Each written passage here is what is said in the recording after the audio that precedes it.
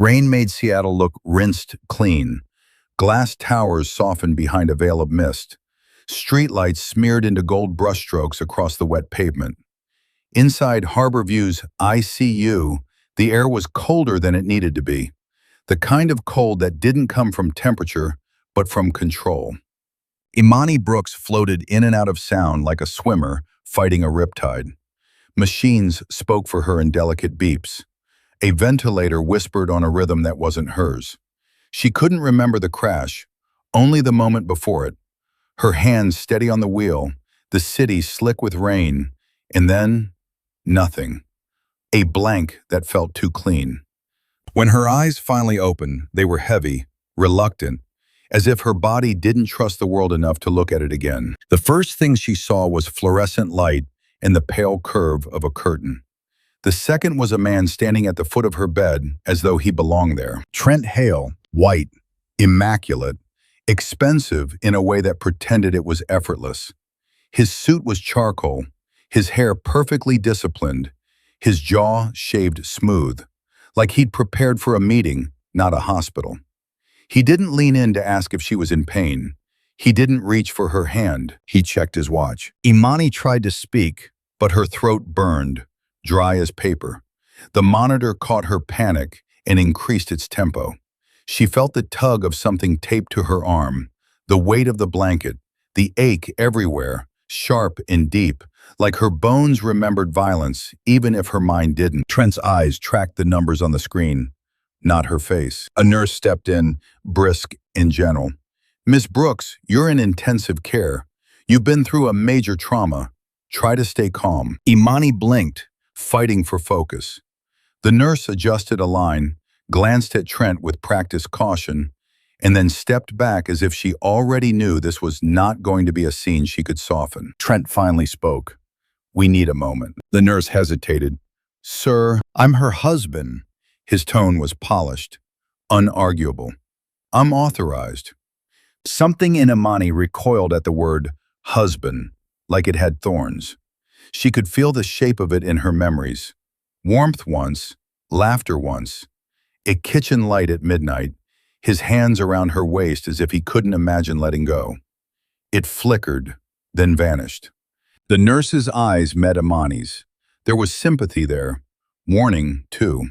But the nurse stepped out, curtain swaying closed behind her. Silence settled, thick and intimate. Trent pulled a folder from under his arm and set it on the edge of the bed with the care of someone placing a gift on a table. The folder was cream-colored, crisp, expensive, like stationery mattered more than the moment. "I'm not here to fight," he said, as if the room were a boardroom. "I'm here to end something that's already been over for a while." Imani's fingers trembled against the sheet. Her hand felt far away, like it belonged to a stranger. She tried to lift it. Her muscles answered slowly, reluctantly, as if even her body needed proof that he was real. Trent opened the folder. Papers slid into view. She saw her name. His. Words that looked like knives dressed up as paragraphs. Divorce, petition. Her heartbeat surged.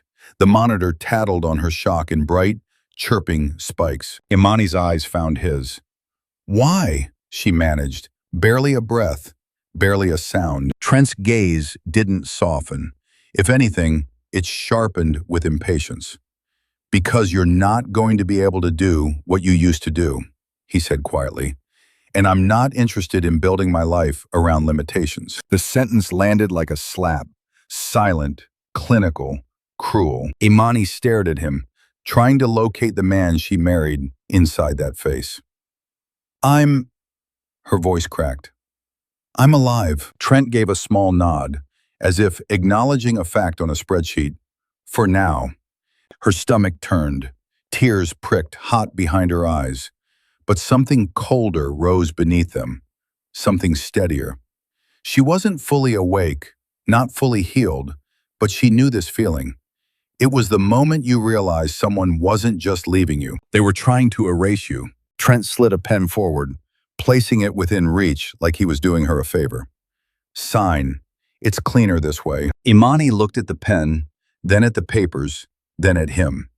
The rain tapped the window like a quiet witness, and in the dim glow of the ICU, She understood something with sudden, brutal clarity. Whatever happened on that road, Trent wasn't surprised she almost died. He was inconvenienced that she didn't. If you're already feeling your chest tighten, stay with me, because what happens next will change the way you see him and the way she sees herself.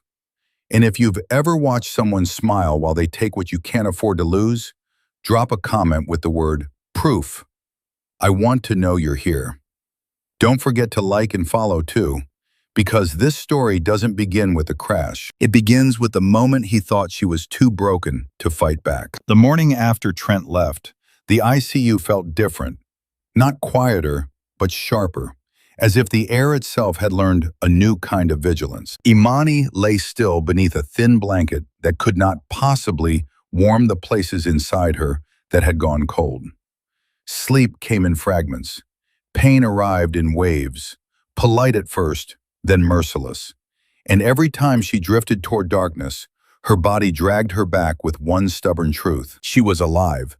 Jada Pierce arrived just after shift change, moving through the unit with the practiced authority of someone who didn't need permission to care.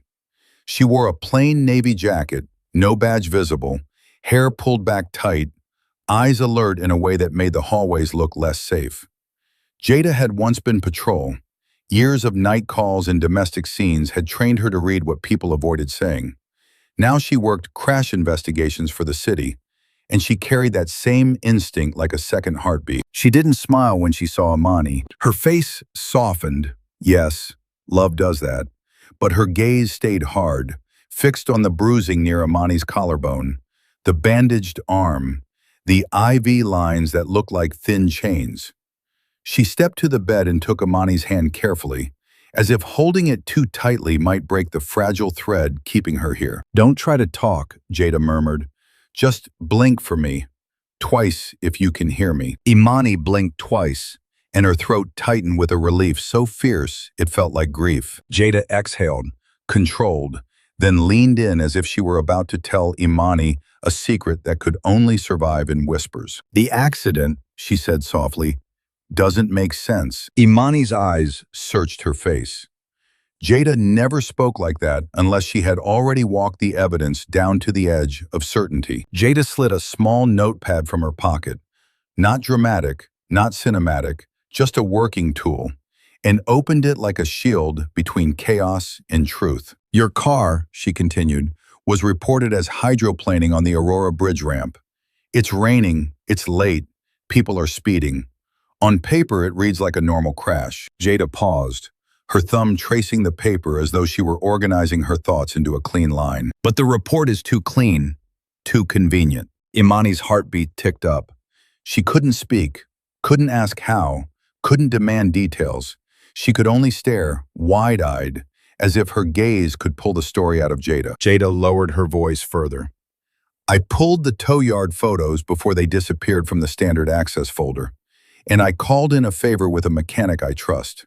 Someone who knows the difference between a failed part and a staged failure." Her jaw flexed once. Anger, not loud, but concentrated. "The brake line," she said, each word measured, "was too clean." Imani blinked, slow, confused. Jada squeezed her hand gently, the way you hold someone steady before telling them the floor is not where they thought it was. "A brake line doesn't just snap," Jada explained. "Not like that. Not with a smooth cut and no corrosion. Wear and tear leaves rough edges, jagged fraying, stress marks. This looked deliberate, like someone used the right tool and took their time." Imani felt nausea rise, hot and sudden. The crash came back not as memory, but as sensation, her foot pressing down, expecting resistance, and finding nothing. The terrifying lightness of a pedal that should have saved her and didn't. Jada watched her carefully. "There's more." She flipped to another page. "Your dash cam recorder is missing. Not broken. Missing.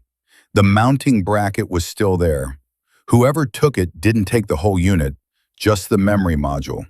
Like they knew exactly what they needed." Imani's fingers curled weakly around the sheet. She tried to breathe through the wave of fear, tried to keep her thoughts from scattering. Jada went on. And the repair invoice from 2 weeks ago? Altered. The shop claims they never printed that version. It has a fake timestamp and a signature that doesn't match the manager's handwriting. Imani's eyes burned. A tear slipped sideways into her hairline. She didn't know which hurt more, that someone could do this, or that she had trusted the world enough to drive home believing it would hold. Jada leaned closer, her voice turning tender without losing its edge. Listen to me. I'm not saying it was Trent. I'm not saying it wasn't. I'm saying somebody wanted your crash to look like bad weather and bad luck. Imani stared at the ceiling, blinking hard, as if refusing to let her mind build the image. But the picture formed anyway. A quiet garage, the underside of her car, the clean bite of metal, the kind of calm patience that only exists when someone believes they won't be caught. Jada's eyes flicked briefly toward the curtain, toward the hallway beyond it, and then back. One more thing, she said. When I requested the full digital evidence package, body cam statements from the first responder, tow logs, all of it, parts of the file were already flagged as restricted access. Imani's breath caught. That's not normal, Jada whispered. Not for a standard crash. A long silence passed, filled only by the ICU's steady machinery. Imani's gaze returned to Jada, pleading without words. Jada nodded once, as if answering a question Imani hadn't been able to ask. I don't know who's protecting what, she said, but I know this. You didn't just survive an accident. You survived an attempt to make you disappear. Quietly, cleanly, and without anyone asking why. Imani's chest rose and fell in shallow breaths. In that moment, the divorce papers felt smaller than they had in Trent's hands. Still cruel, still humiliating, but suddenly not the deepest threat. Because if the break line was too clean, then what Trent brought to her bedside wasn't the first act of betrayal. It was simply the first one he felt safe enough to perform where she could see it. By the third day, Harborview's ICU had started to feel less like a place of healing and more like a place where choices were made for you, in a voice that sounded like concern. Imani could tell the difference now. It wasn't in the way nurses adjusted her IV, or in the careful kindness of the respiratory therapist who spoke to her as if she were still herself, not a case file. It was in the subtle rearranging of access, doors that used to open now pausing a second too long, names on visitor logs suddenly highlighted, a new stiffness in the posture of the unit clerk when Jada's name appeared. Control, dressed up as order. On the whiteboard outside Imani's room, beneath the neat block letters of her medications and vitals targets, a new note appeared. Visitors, restricted. No explanation, no timeline, just a rule. When the day nurse came in, Imani tried to speak. Her voice was still raw, but it existed now, thin, imperfect, like a candle learning it could hold flame again. Jada, she rasped. My friend, she... The nurse's hands paused mid-adjustment. Her smile stayed, but her eyes tightened. I'm sorry, Miss Brooks. We've been instructed to limit stimulation and reduce outside stressors. Instructed, Imani repeated, and tasted something bitter in that word. By who? The nurse's gaze drifted, briefly, to the curtain, to the door, to the hallway where cameras watched without blinking. Your husband, she said, almost apologetically, and hospital administration. There are concerns. The word was soft enough to slip under a door, sharp enough to cut you once it was inside. Imani's pulse spiked.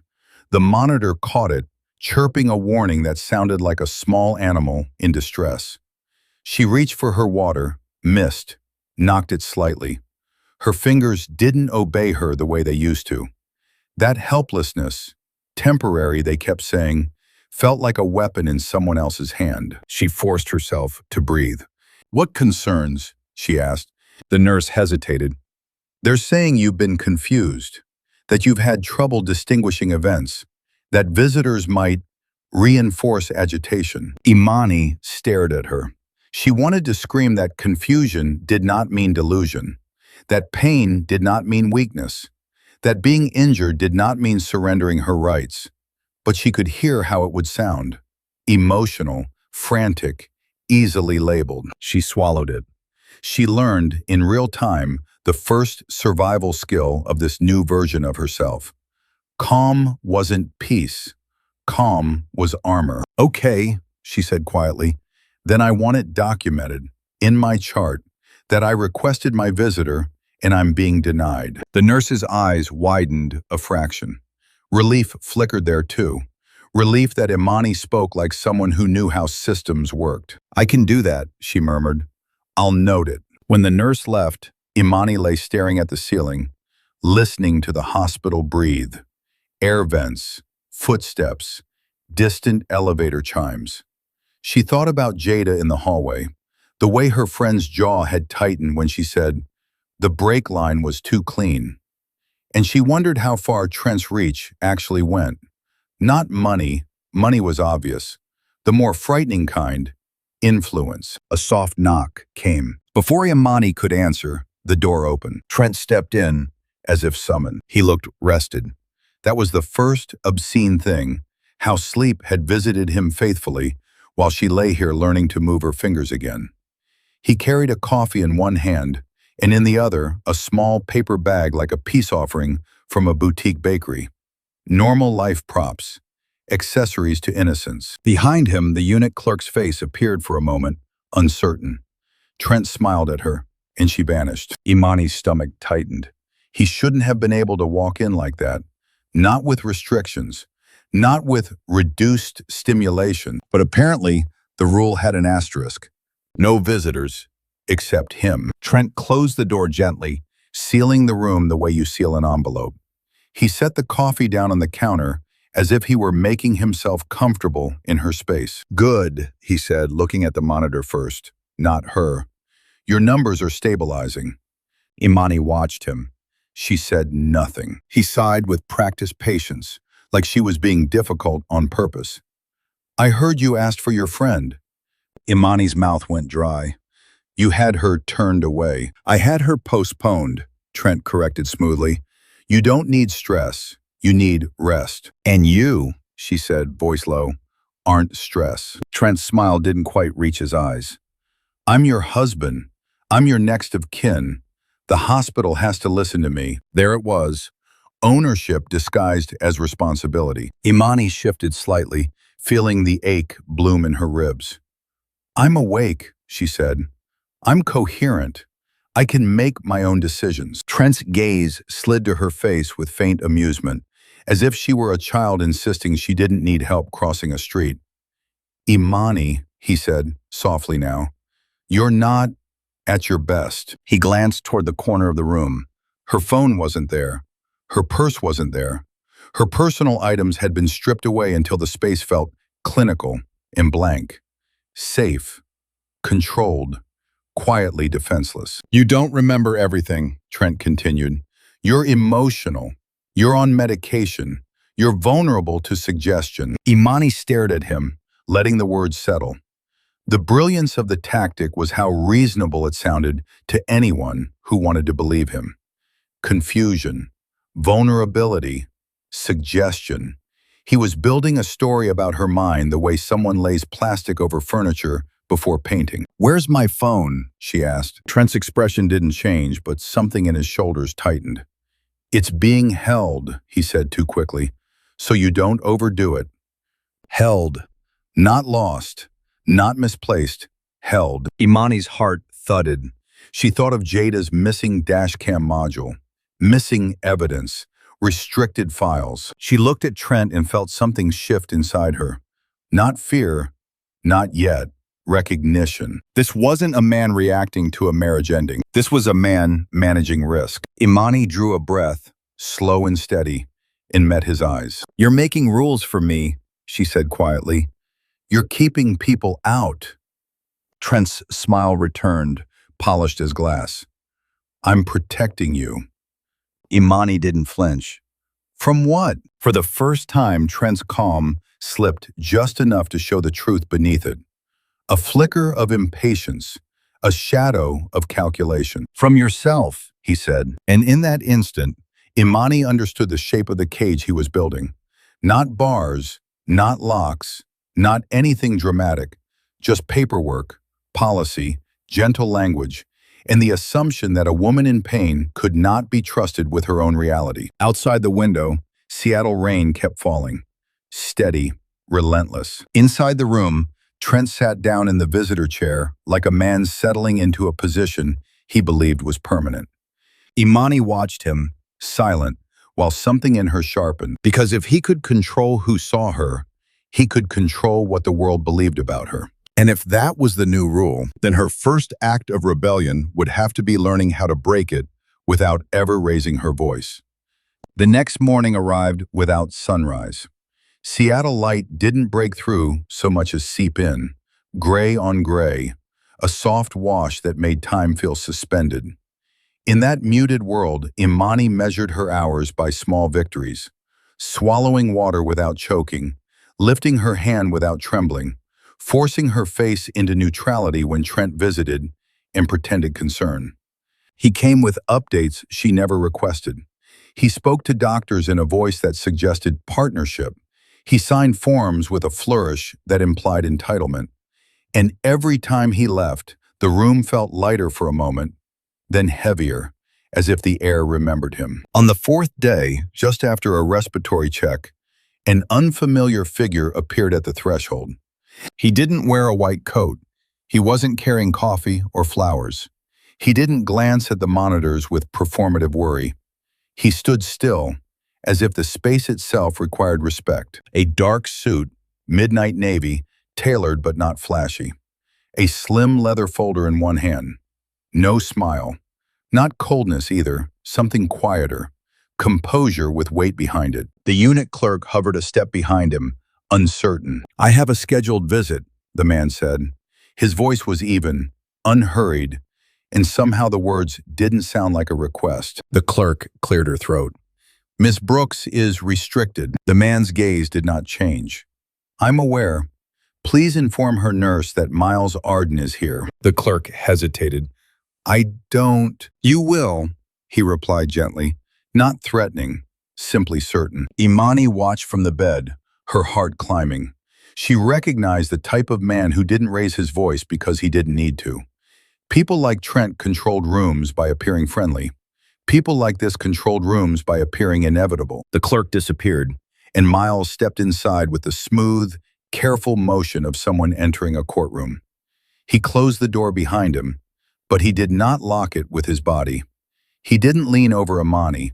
He stayed at a respectful distance, hands visible, posture open. "Miss Brooks," he said. Imani, no sweetheart, no ma'am weaponized into condescension. Just her name, spoken cleanly. Imani's throat still ached when she spoke, but she forced the words out. "Who are you?" Miles Arden took one step closer, then stopped again, as if measuring her comfort. "I'm an attorney," he said, "and I'm not here on your husband's behalf." The sentence landed softly and still sent a tremor through her. Imani's eyes narrowed. "Then how did you get in?" A faint, almost private expression crossed his face. Not a smile, more like understanding. "Because the restriction wasn't written to stop me," he said. "It was written to stop anyone without leverage." Imani felt a chill travel beneath her skin, deeper than the hospital's air conditioning. She thought of Jada turned away at the desk, of Trent walking in without pause, of the word authorized. Miles opened his leather folder and removed a single sheet of paper. He held it up so she could see it without reaching, an act that felt deliberate, considerate. "This is a limited access directive," he explained. "It grants you the right to specify who may visit you and who may receive medical updates. It is valid with your signature, or if you're unable, with confirmation from your attending physician that you're alert and competent." Imani stared at the paper.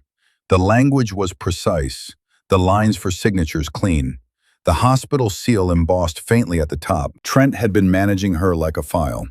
This man was offering her a way to reclaim her own name. Imani's hand trembled as she lifted it. "Why are you doing this?" Miles didn't answer immediately. His gaze held hers steadily, then softened by a fraction, not pity, never pity, Something more dangerous, respect. Because someone asked me to, he said at last. He reached back into the folder and brought out an envelope. Not dramatic, no heavy wax seal, just thick paper, expensive and understated. He placed it on the tray table within her reach. The return address was printed neatly, Brooks Foundation. Imani's breath caught. The name hit her like a door swinging open in a hallway she'd spent years avoiding. Her father, Dr. Calvin Brooks, a man who had existed in her life like weather, sometimes present in memory, always powerful, never held. The man who vanished behind titles in interviews and philanthropic headlines when she was a teenager, leaving her mother to explain absence with careful excuses. The man who had sent checks in place of conversations. The man she had not spoken to in more than a decade. Imani's fingers hovered over the envelope as if it could burn her. Miles watched her carefully. "You don't have to open it," he said. "You don't have to do anything today that feels like surrender." Imani's voice came out thin. "He remembers me now?" Miles's tone remained measured, but something in it carried quiet gravity. "He never forgot you." The room seemed to shrink around that sentence. Imani swallowed hard, fighting the sudden pressure behind her eyes. "He wasn't there," she whispered. "Not when my mother got sick. Not when I graduated. Not when I got married." "I know," Miles said gently, "and I'm not here to rewrite the past. I'm here to tell you the present is complicated." He drew out one more document. This one was not hospital paperwork. It looked like legal correspondence, formal headings, tight paragraphs, the kind of language that held power in its bones. "Your husband filed for divorce," Miles said. "He's already moved to control assets and narrative. He's using the hospital restriction as part of that strategy." Imani's eyes snapped up. "Strategy?" Miles nodded once. "The goal is simple. Keep you isolated. Keep you discredited. Keep you from speaking to anyone who might challenge his version of events." Imani's pulse quickened. She forced herself to breathe slowly, the way she'd been taught in nursing school when a patient panicked. Anchor them to the moment. Steady the air. Speak in facts. Miles continued carefully. "The person I represent is aware of the restriction, aware of the crash investigation complications, aware that evidence may be disappearing." Imani's mouth went dry. "How?" Miles's gaze held steady. "Because Dr. Calvin Brooks has resources, and because he has been watching from a distance for a long time, waiting for the day you might need protection more than pride." Imani looked down at the envelope again. A part of her wanted to shove it away, to reject anything that came from him on principle. Another part, the wounded, furious part, wanted to tear it open and demand why now? Why this way? Why after so much silence? Miles didn't push. He simply placed a pen on the tray table, then sat in the chair near the window. Not too close, not too far. "I'm not asking you to forgive him," he said quietly. "I'm not asking you to trust him." Imani lifted her eyes. "Then what are you asking?" Miles's voice softened into something almost solemn. "I'm asking you to let someone stand between you and a man who believes you're too broken to defend yourself," he said, "because he's already writing the story of what happened to you. And if you don't hold the pen, he will." Imani stared at the envelope, then at the visitor restriction on the whiteboard outside her room, visible through the glass panel. She felt the shape of the trap tightening, paperwork, policies, whispers, and concerns. And for the first time since waking up, she felt something else too. A door. Not an escape that required her to run. Not a rescue that demanded her gratitude. Just a door she could choose to walk through, on her own terms. Her fingers closed around the envelope. The paper crinkled softly beneath her grip, like the first sound of something long buried beginning to move again. Imani didn't open the envelope right away. She held it for a long moment, feeling the thickness of the paper, the faint ridge of the seal beneath her thumb. It was strange how something so small could feel heavier than the machines keeping her alive. Her father's name had lived in the world like a headline, clean, distant, always paired with words like visionary and philanthropist, as if generosity could replace presence. Miles waited without watching her too closely.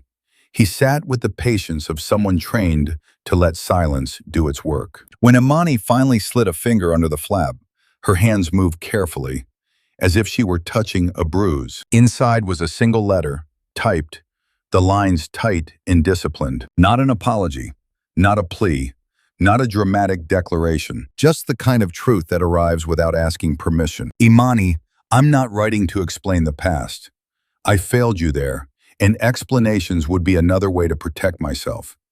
I'm writing because something has happened to you, and your husband is using it. You have always had my attention. You have not always had my courage. If you will allow it, my counsel will help you regain control of your medical decisions, your legal standing, and your safety.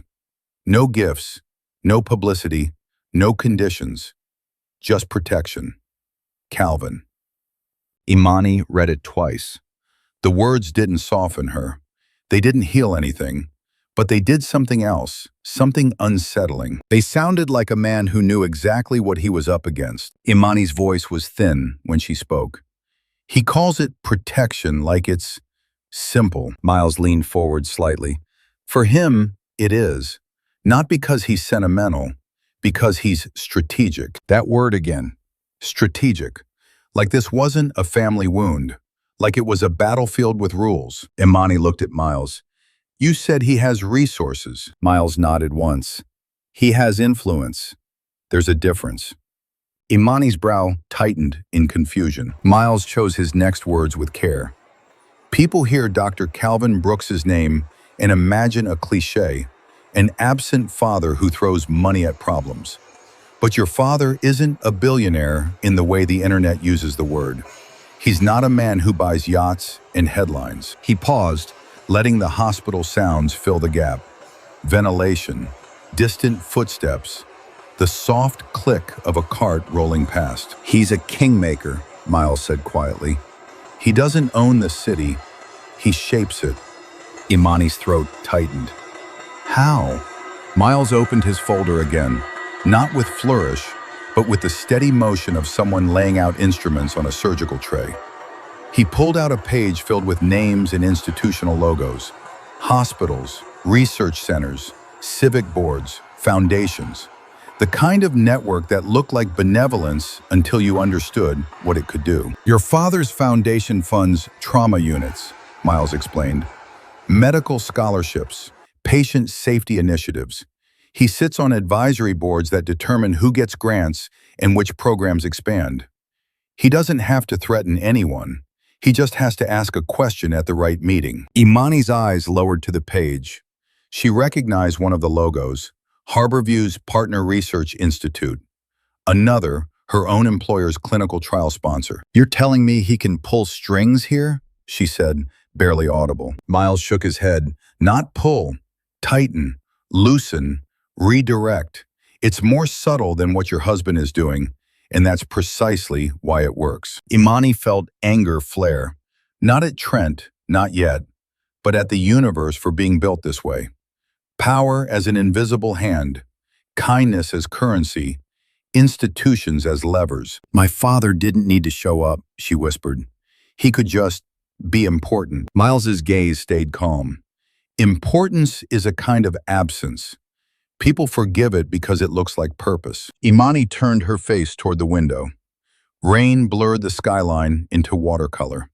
She remembered being 16, sitting at the kitchen table while her mother folded bills into neat stacks, explaining that Calvin was busy changing the world. Changing the world had apparently meant leaving her to grow up without a father in it. How long, Imani asked, has he been watching? Miles hesitated, not because he didn't know, but because truth can feel cruel when it arrives late. 15 years, he said. Imani's chest tightened. So he knew I got married. Yes. He knew Trent. Yes. And he waited until I almost died to speak to me. Miles did not argue. He didn't defend Calvin with polished excuses.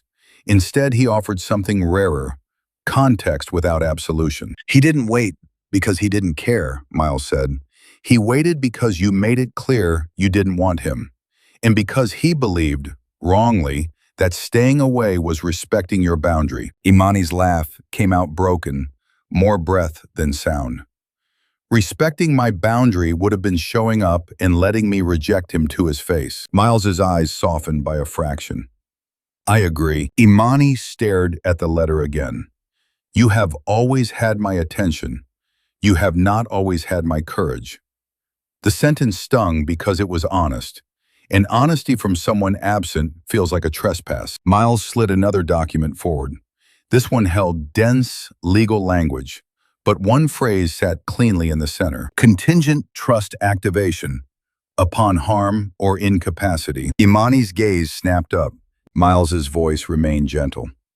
Your father established a trust years ago, not as a gift to buy your forgiveness. He never even told you about it. It was designed as a shield.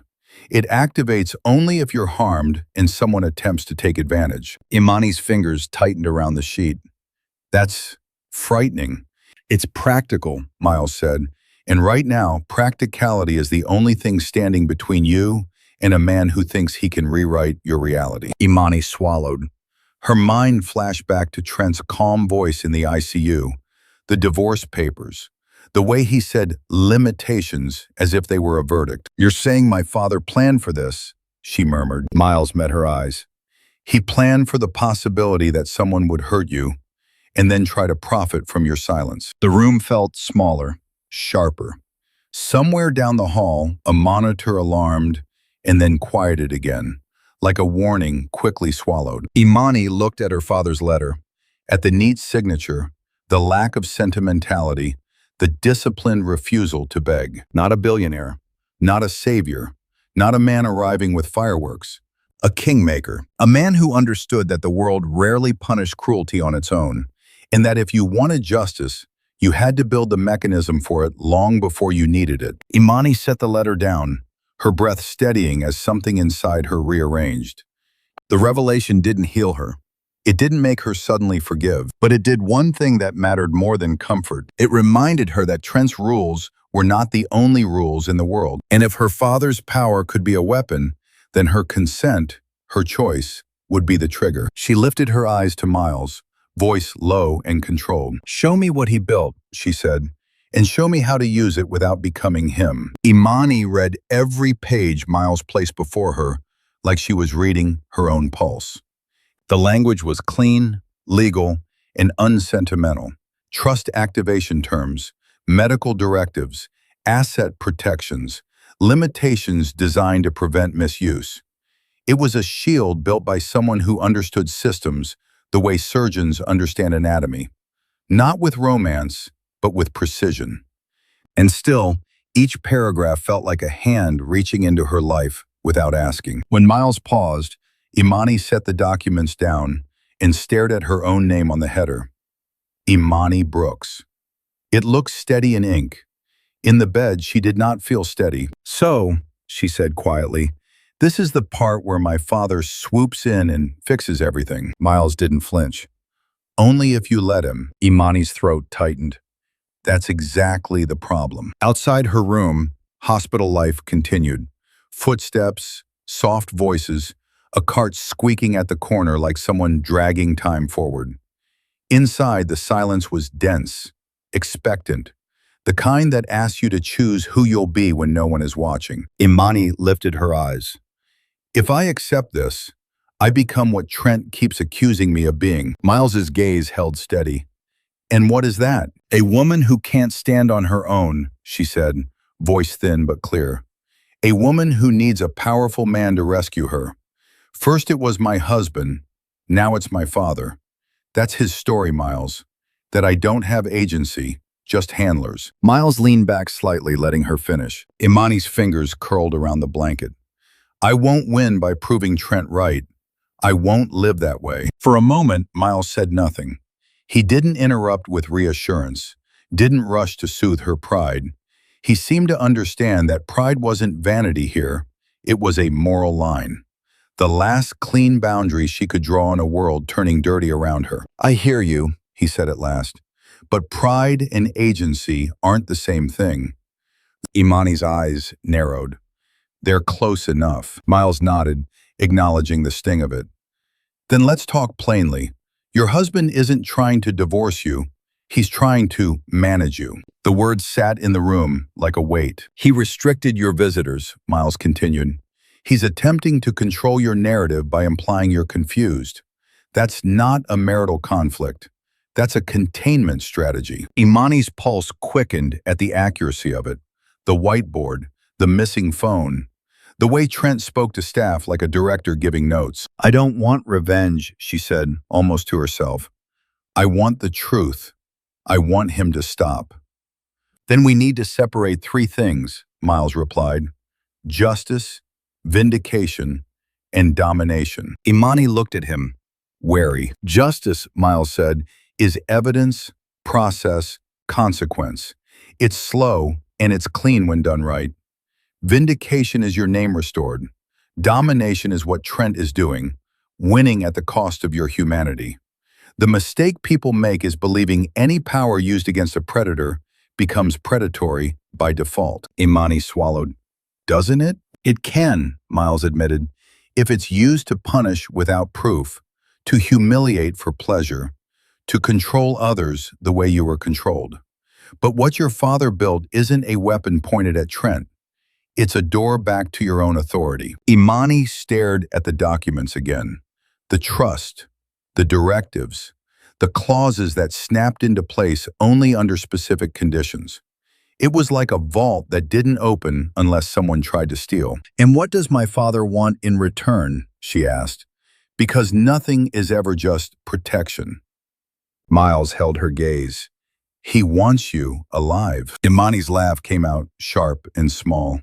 That's poetic. It's literal, Miles said gently. He has no legal claim over you. The trust doesn't grant him control. It grants you leverage. Imani breathed in, then out, as if trying to ventilate the tightness in her chest. She had spent her whole life trying not to need him. Need felt like surrender.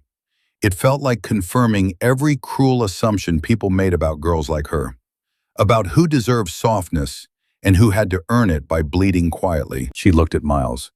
I don't want to become a person who ruins someone because she can. Miles's expression softened, and for the first time she saw something like admiration.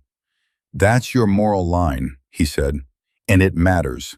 So we build the plan around it. Imani's eyes flickered. A plan. Yes, Miles said. Not revenge, not rescue. A plan that honors your ethics. He slid one sheet forward, a simple, structured outline. Not legalese. Reclaim your autonomy inside the hospital. Secure your devices and communication. Preserve evidence with chain of custody. Stop the smear campaign before it hardens into truth. Let the law do what it was designed to do, when someone can't buy their way around it. Imani read each line like a ladder rung. You'll need to sign the visitor directive, Miles said. Not because your father demands it, because you demand it. And then Jada can come in. Your doctors can be instructed to speak to you directly. Your medical information can't be filtered through Trent's hands. Imani hesitated. Her stomach twisted with the familiar ache of childhood. The fear that letting Calvin help would erase her right to be angry. Protecting yourself doesn't absolve him, Miles said, as if reading her thoughts. You can accept structure without offering forgiveness. Imani stared at the rain-streaked window. The city beyond it looked like it was holding its breath. What if Trent calls this manipulation? She whispered. What if he says I'm being controlled by my father's money? Miles's voice stayed calm. Then we show the world something Trent has never understood. The difference between influence and coercion. You'll be the one making decisions. You'll be the one asking questions. You'll be the one choosing how far this goes. Imani's gaze returned to the paper.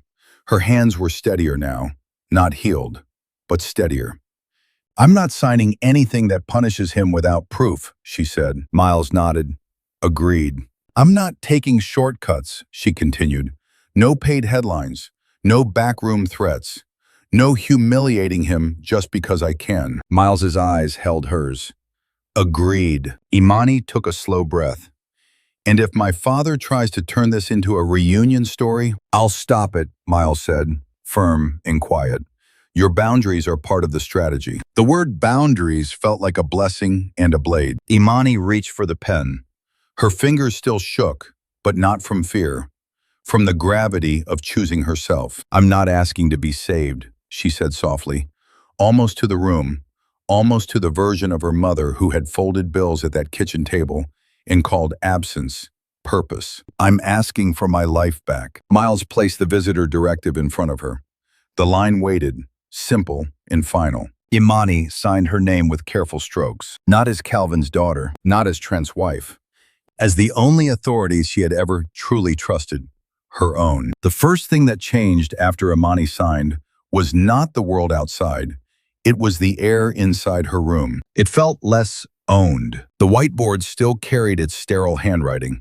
The IV lines still threaded into her arm like thin roots. The machines still kept their calm, obedient rhythm.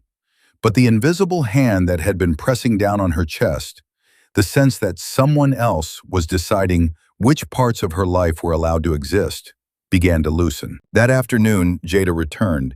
She didn't stride in with a triumphant smile. She entered like a guard coming back to a post she refused to abandon, eyes scanning corners, noting the camera angle near the door, the placement of Imani's belongings. She leaned down, kissed Imani's forehead once, quick, careful, and then sat close enough that Imani could feel her warmth. They tried to turn me away again, Jada murmured.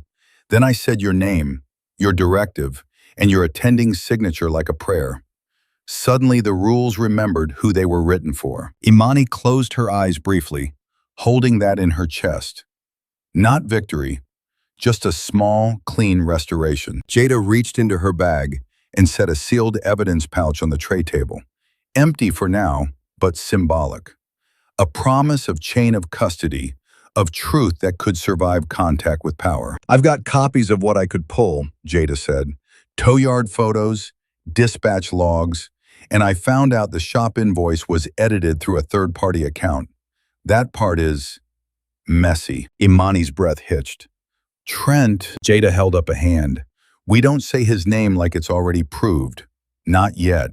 We say unknown party until we can put fingerprints on it. Imani nodded, grateful for the discipline. Emotion could be dismissed. Procedure could not. Then a knock came, soft, hesitant, as if the person on the other side expected to be refused.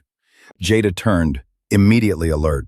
She stood halfway, one hand near the door as if her body could block anything dangerous without thinking. Come in, she called. The door opened, slowly. A woman stepped into the room who did not look like a threat, and yet the entire space tightened around her. She was tall, pale, and carefully assembled in the way wealthy women are often taught to be. Hair smooth, makeup understated, clothing expensive without being loud. A camel coat hung from her shoulders like armor. Her heels were sensible but pristine, untouched by the hospital's damp sidewalk. In her hands she held a small purse as if it contained something fragile. For half a second, Imani's mind reached for the simplest label. Her, the public girlfriend. The woman people would call a mistress because it made the story easy to digest. Jada's posture hardened. Who are you? The woman swallowed. Her gaze moved from Jada to Imani and then away again, like she couldn't hold eye contact without falling apart. My name is Sloan Mercer, she said quietly. I'm here because I need to speak to Imani Brooks. Imani's heart began to thud, not with jealousy, but with the cold knowledge that some meetings change the temperature of your life forever. Jada didn't move aside. She's not taking visitors she didn't approve. Sloane's lips parted, then closed. She looked down, forcing herself to breathe. When she lifted her eyes again, they were glossy, rimmed red as if she'd cried in a car for an hour and still couldn't find the right words. I understand, Sloane said, but I'm not here to gloat. I'm not here to justify myself. I'm here because I think he tried to kill her. The sentence landed in the room like a dropped tray, sharp, unignorable. Even the machines seemed to pause. as if listening. Imani's mouth went dry. Jada's eyes narrowed, scanning for manipulation. She had seen too many people weaponize confession. Imani forced her voice out. "Why would you say that?" Sloane flinched at the sound of Imani speaking, like she'd expected a ghost, not a woman with breath. "I didn't know you were awake," she whispered. They said you weren't." "They," Jada echoed, dangerous calm. "Who's they?" Sloane blinked rapidly, gathering herself.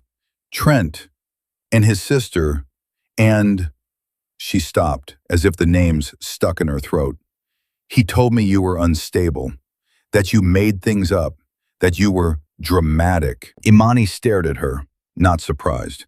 Trent had been practicing that story in real time. Sloane's hands trembled as she reached into her purse and pulled out her phone, then hesitated, as if the device itself might betray her. "I work in PR," she said, voice cracking. "I've spent my life cleaning narratives, fixing reputations. I thought I could tell when someone was lying." Jada's voice was flat. "Apparently not." Sloane winced, as if she deserved the blow. "I believed him," she admitted. "I believed him because he was so consistent, so calm. He never raised his voice. He never sounded like a man capable of cruelty." Imani felt a slow, bitter recognition. Cruel men rarely present as cruel. They present as reasonable. Sloane stepped closer, stopping at the edge of the curtain, careful not to invade. "Then I saw his other phone," she said, "the one he keeps on silent. I saw messages. I saw payments. I saw him talk about your injury like it was a complication." Imani's stomach turned. The word complication made her think of charts, not bodies. Jada held out her hand. "Stop. If you have something, you give it to me first. You don't hand evidence directly to her." Sloane nodded immediately, relief flickering. "Yes, of course." She reached back into her purse and pulled out something small and black. Not jewelry, not lipstick. A flash drive. It looked ordinary, cheap even. The kind of thing people lose between couch cushions. And yet it sat in her palm like a loaded truth. "I copied everything I could," Sloane whispered, before he noticed I'd seen it. "He has financial records tied to shell companies, payment screenshots, a voice memo where he says—" Her voice caught. She swallowed hard. "He says if you can't work, you can't fight." Imani's chest tightened. The ICU felt suddenly too bright, too exposed. Jada took the flash drive but didn't pocket it. She held it like a contaminated object, eyes hard on Sloane.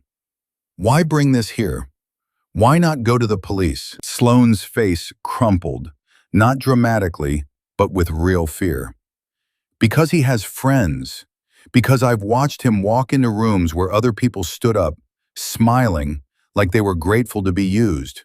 Because if I go alone, I disappear inside a system that already believes him." Her gaze flicked to Imani. "And because I don't know how to carry this guilt by myself." The word guilt softened the room in a way anger never could. Guilt meant she was not here to win. Imani studied her.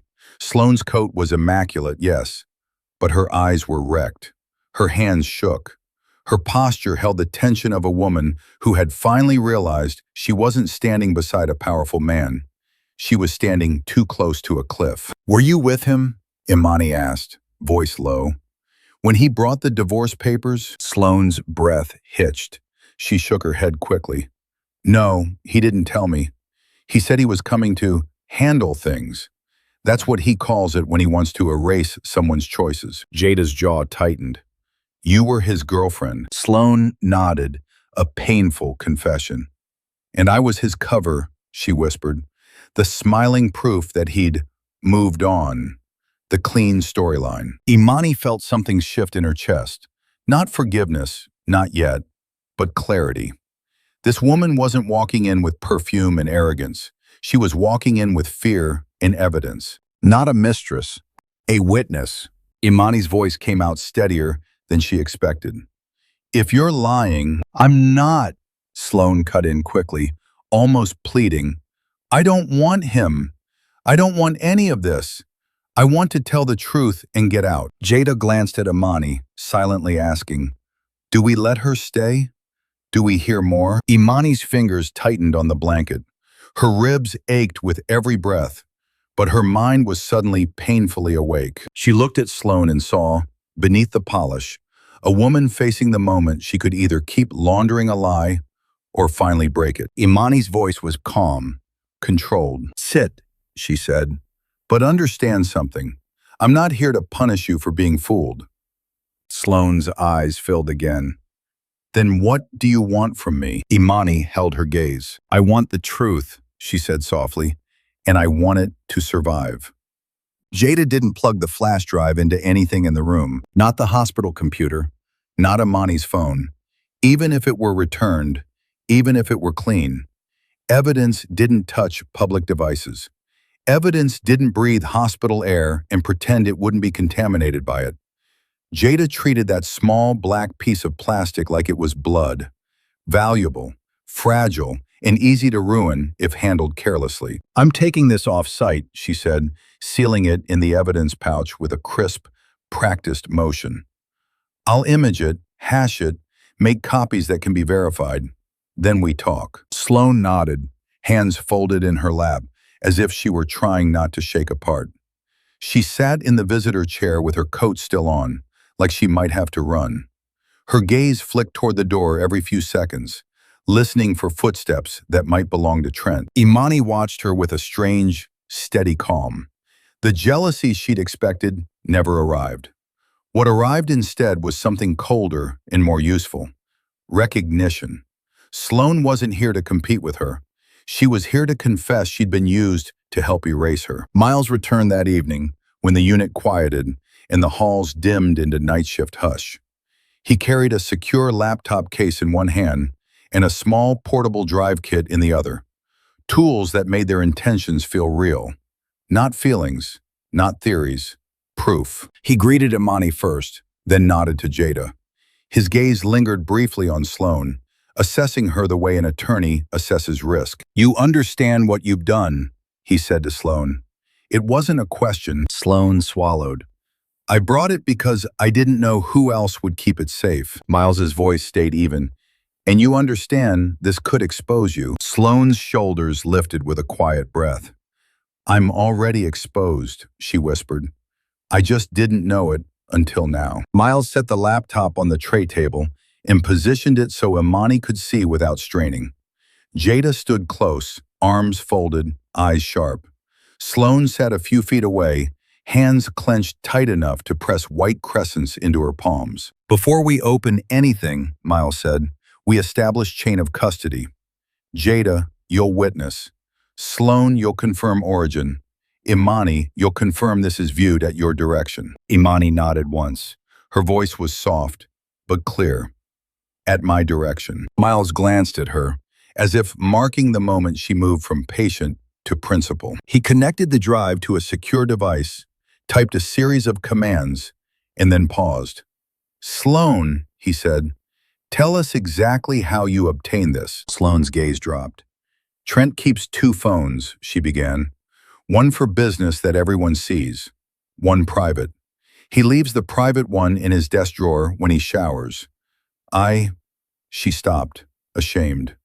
I looked. I didn't plan to. The divorce papers on the news, someone leaked that he served you in the ICU, and he came home smiling, like he'd won something. Imani. Sloane continued, voice trembling. I saw messages labeled Project Rain. I thought it was development. It wasn't. Her eyes lifted to Imani, wet and honest. It was you. It was your crash. Jada's jaw hardened. Project Rain, she repeated, because Seattle rain makes accidents easy to blame. Sloane nodded, almost nauseated. There were transfers, a mechanic's name, notes about timing, traffic cams, camera blind spots. And then the worst part, she swallowed. He wrote, she's stubborn, but if she can't work, she can't fight. Imani felt the words hit the bruised center of her chest. Not because they were poetic, because they were practical. Trent didn't hate her. He didn't even need to. He simply wanted her powerless, because powerlessness is quiet, and quiet is convenient. Miles opened the file index. The screen populated with folders and timestamps. Clean organization, deliberate naming conventions, not the chaos of an impulsive man, but the tidy mind of someone who planned and expected never to be questioned. Jada leaned in, eyes scanning. 2 accounts, she said slowly, and 1 lie. Miles clicked through a folder labeled Hale Holdings, discretionary. Then another, Hale Holdings, public. One set of records looked like a respectable developer's world. Permits, payroll, vendor invoices, investor updates. The other was shadowed, shell companies with neutral names, transfers in round numbers, payments to individuals with no formal contracts. Sloan made a small, broken sound. He told me that second account was for surprises. Miles's mouth tightened. It was for concealment. He opened a spreadsheet. Rows of transactions marched down the screen like a confession written in numbers. On one line, a payment stood out. $18,750 to a small auto repair shop on the outskirts of the city, exactly 2 weeks before Imani's crash. Jada's eyes narrowed. That's the shop tied to the altered invoice, she said. Miles opened the attached PDF. The invoice appeared, clean, formatted, and familiar in an ugly way. The date matched the version Jada had described. A signature sat at the bottom, but when Miles zoomed in, the strokes looked strange, too smooth, as if written by a mouse, not a pen. A forgery. Imani's breath went shallow. She forced it steady. What else? Miles clicked into a folder called Comms. Text threads appeared. Some were mundane. Others felt like knives. There were messages between Trent and someone saved as M. Klein. You sure it won't look cut? Brake line will fail under stress. It'll look like weather. Need it clean. No mess. Don't worry. I've done this before. Imani stared, her vision blurring at the edges. The ICU monitor's steady beeping suddenly sounded too loud, too close, as if the machine had become the only thing between her and the truth's full weight. Jada reached for Imani's hand. Her grip was firm, anchoring. Miles didn't rush through it. He let Imani see. He let her take it in like medicine that tasted terrible, but saved lives. Then he opened a voice memo. Trent's voice filled the room, low, confident, intimate in a way that made Imani's skin crawl. Just need her out of the way, he said. She's got that moral backbone thing. Always wants fairness. Always wants documentation. If she can't work, she can't fight. It's not personal. It's logistics. The recording ended. Silence landed hard. Sloan covered her mouth with her hand. Tears spilled, fast and helpless. Not for Trent, but for the moment she finally understood the man she'd been smiling beside. Jada's face went still with fury. We have intent, she said. We have coordination. We have payments. This is not a theory. Imani stared at the screen, then at the dark window, then back again, as if her mind needed to look away just to survive looking. Miles closed the laptop gently, like ending a prayer. We can do this properly, he said. We preserve everything. We corroborate. We don't move emotionally. We move legally. Imani swallowed, her throat tight with something that wasn't tears anymore. It was resolve, crystallizing. She thought of Trent's calm voice in her ICU room. Sign. It's cleaner this way. Clean. That word again. Clean break line. Clean divorce. Clean story. Imani lifted her eyes, and when she spoke, her voice was quiet and steady. No trembling, no pleading. He tried to make my death look like weather, she said, and my silence look like sanity. She held Jada's hand a moment longer, then released it, as if claiming the strength in her own fingers. We're not giving him clean, she whispered. Miles nodded once. Then we give him undeniable. And in the hush of the ICU, with the rain pressing against the glass like a witness, Imani understood that the USB hadn't just changed the case. It had changed her. Because now she wasn't guessing at the shape of the cage. Now she could see the lock, and she finally had the key. Trent arrived the next afternoon with a softness that would have looked like remorse to anyone who didn't know him. He wore no suit this time, a charcoal sweater, dark jeans, a watch still expensive, but not shouting. He carried a paper cup of tea and a small bouquet, white lilies, the kind hospitals always smell like, even when no one brings them. He held the flowers as if he'd practiced the angle in a mirror, grief adjacent, tender, harmless. Imani watched from her bed as he stepped inside. The visitor restriction had been replaced with something truer, a directive in her own name. It didn't stop Trent. Spouses had privileges that took more effort to untangle, but it changed the geometry of the room. He no longer entered as the only authority. He entered as a visitor, a man allowed in, not a man who owned the door. Jada stood near the window, arms folded. Miles wasn't present by design. Trent's nice version was best observed without an attorney in the room. Predators adjusted their masks when they saw witnesses trained to recognize them. Trent's gaze flicked to Jada, then back to Imani. His expression softened, the way actors soften when they want the audience to forgive them before the scene is over. Imani, he said quietly, you look better, as if her survival were a cosmetic improvement. Imani's face remained still. What do you want, Trent? He held up the lilies. I brought these. I know you hate hospital flowers, but put them down, Imani said. The bluntness startled him for half a second. Then he smiled, almost amused, and set them on the counter with exaggerated care. He placed the tea beside them, arranging objects like props that would prove he'd been kind if anyone ever asked. Then he stepped closer and lowered his voice, as if intimacy could be rebuilt by volume. I heard you've been having visitors, he said. Jada's jaw tightened. Imani didn't look away. I'm allowed. Trent nodded slowly. Of course, it's just, I worry about what people put in your head right now. You've been through a trauma. You're on medication. It's easy to get confused. The word landed with familiar venom, wrapped in concern. Confused. Not herself. Vulnerable. His favorite vocabulary, because it made her reality negotiable. Imani let a long beat pass, then asked evenly, are you here to talk about my health or the divorce? Trent's eyes warmed with a false sadness. I didn't want to do it like that. You did. His gaze held hers.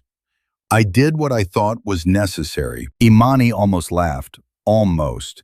Necessary was how people blessed their worst choices. Trent pulled a chair closer to the bed, not waiting for permission, and sat as if he belonged at her side. He clasped his hands, elbows on his knees, a posture designed to signal sincerity. Listen, he said, I don't want this to turn ugly. Jada shifted. It already is. Trent's eyes flicked to her again, mild irritation hidden behind politeness. I'm not talking to you. Jada's voice stayed flat. You're in her room. Imani raised a hand slightly, not to silence Jada, but to take ownership of the conversation.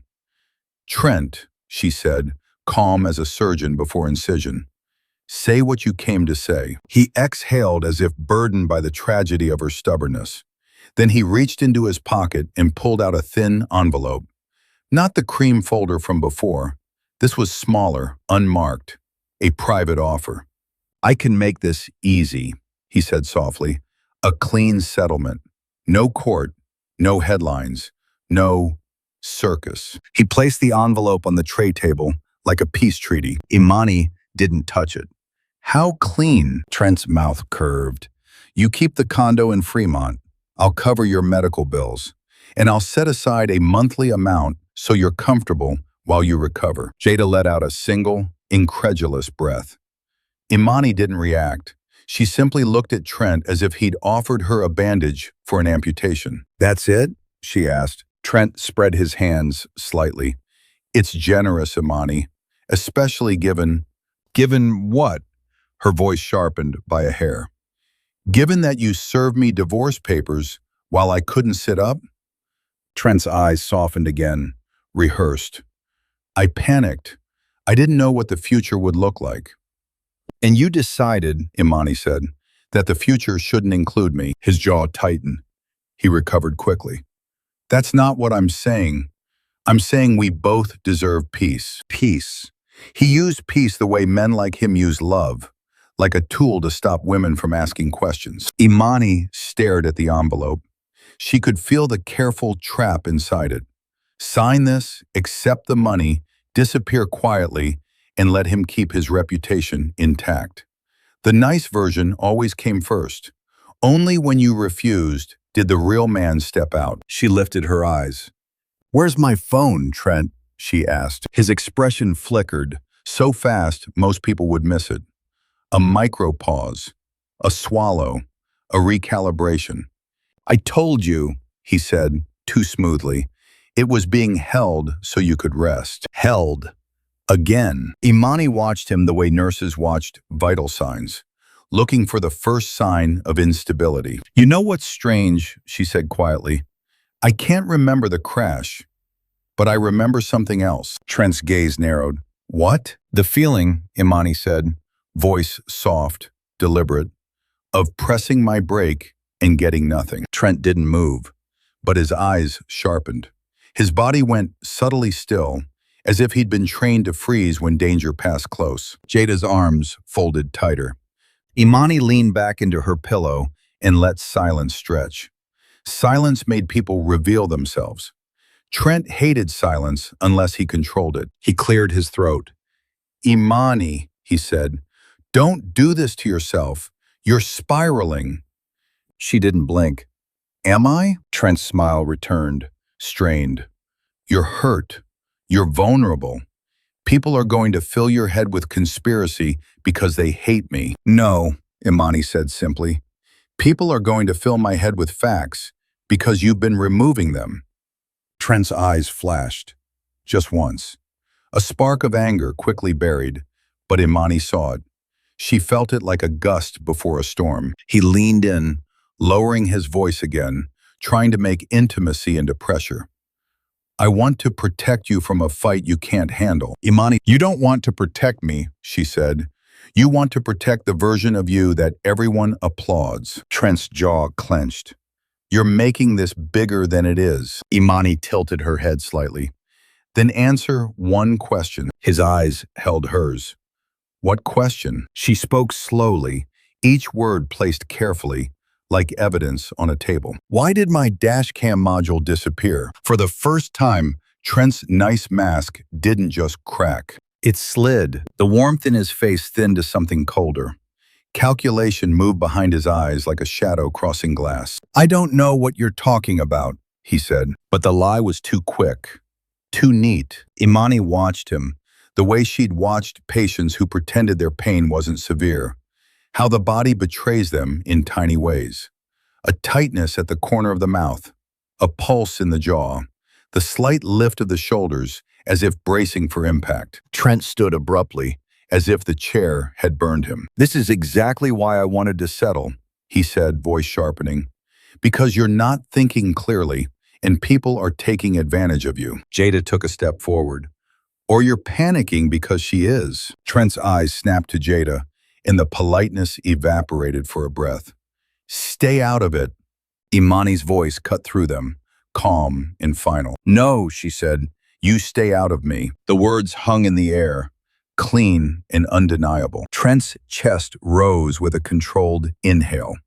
He smoothed his sweater, reassembling his face, his posture, his public self. "Take the settlement," he said quietly, almost pleading now, not for her, but for his own convenience. "Let's end this without making enemies." Imani looked at the lilies, the tea, the envelope. The nice version of a man who had tried to turn her life into weather and paperwork. Then she looked at Trent. "You already made an enemy," she said, "the moment you assumed I wouldn't survive." Trent's eyes hardened. For a beat, the room felt like the edge of something. Then he picked up the envelope, as if withdrawing the offer were an act of dignity, and walked to the door. At the threshold, he paused, turning back with a smile that did not belong to kindness anymore. "Be careful," he said softly. "This road you're taking, it's going to hurt." Imani didn't flinch. "I know," she replied, voice steady as rain. "I've already been hit by worse." Trent left, the door closing behind him with a gentle click. But the gentleness was only sound. The threat lingered like cold air after someone opens a window. And Imani understood, with a clarity that did not require memory, the nice version had been his warning. The real version was on its way. It began the way reputations always die in modern America, quietly, in other people's mouths. Imani learned about it from a nurse with sympathetic eyes and a voice that tried to sound casual. "Just so you're not blindsided," the nurse said, adjusting the blood pressure cuff with more care than necessary, "there's talk downstairs. Security got a few calls. Some reporters tried to get up to this floor." Imani's skin cooled. "Reporters?" The nurse hesitated, then nodded. "And a woman at the front desk asking for you. She said she was family." Imani didn't have to ask which family. Trent's family always arrived with concern that felt like a warning. After the nurse left, Jada turned her phone screen toward Imani without a word. A headline glowed against the dim hospital light. "Developer's wife in ICU after erratic episode. Friends claim she's been struggling." Underneath, a grainy photo of Imani entering a fundraiser months ago. Black dress, calm smile, Trent's hand on her back like ownership disguised as affection. Imani stared, throat tightening. Jada scrolled. There was more. A thread. A cascade of comments, some cruel, some performatively concerned. "Hope she gets help. Pain meds can do that. Trent always seemed like such a good guy. Women love to ruin men when they can't keep them." The words felt like hands grabbing at her hair. Imani's voice came out low. "He leaked this." Jada's jaw set. "He didn't just leak, he planted." Miles arrived an hour later, face unreadable, eyes sharpened by urgency. He didn't sit. He stood near the foot of the bed, his folder already open like a shield. "He filed for an emergency protective order," Miles said, "claiming you're mentally unstable and that he fears for his safety." Imani blinked, stunned by the audacity. "His safety? I can't even stand." "That's the point," Miles replied. "It's not about physical reality. It's about narrative. If he labels you unstable, everything you say becomes suspect. Every piece of evidence becomes a misunderstanding. Every question becomes a symptom." Imani felt something in her chest shift. Not fear this time. Anger, clean and focused, like a blade drawn slowly. "What else?" she asked. Miles's mouth tightened. "He contacted your employer." The words landed heavier than any headline. Imani's job wasn't just income. It was identity, years of work, respect earned the hard way, the kind of position a black woman fought to keep without ever being allowed to look tired. "What did he say?" Miles looked directly at her.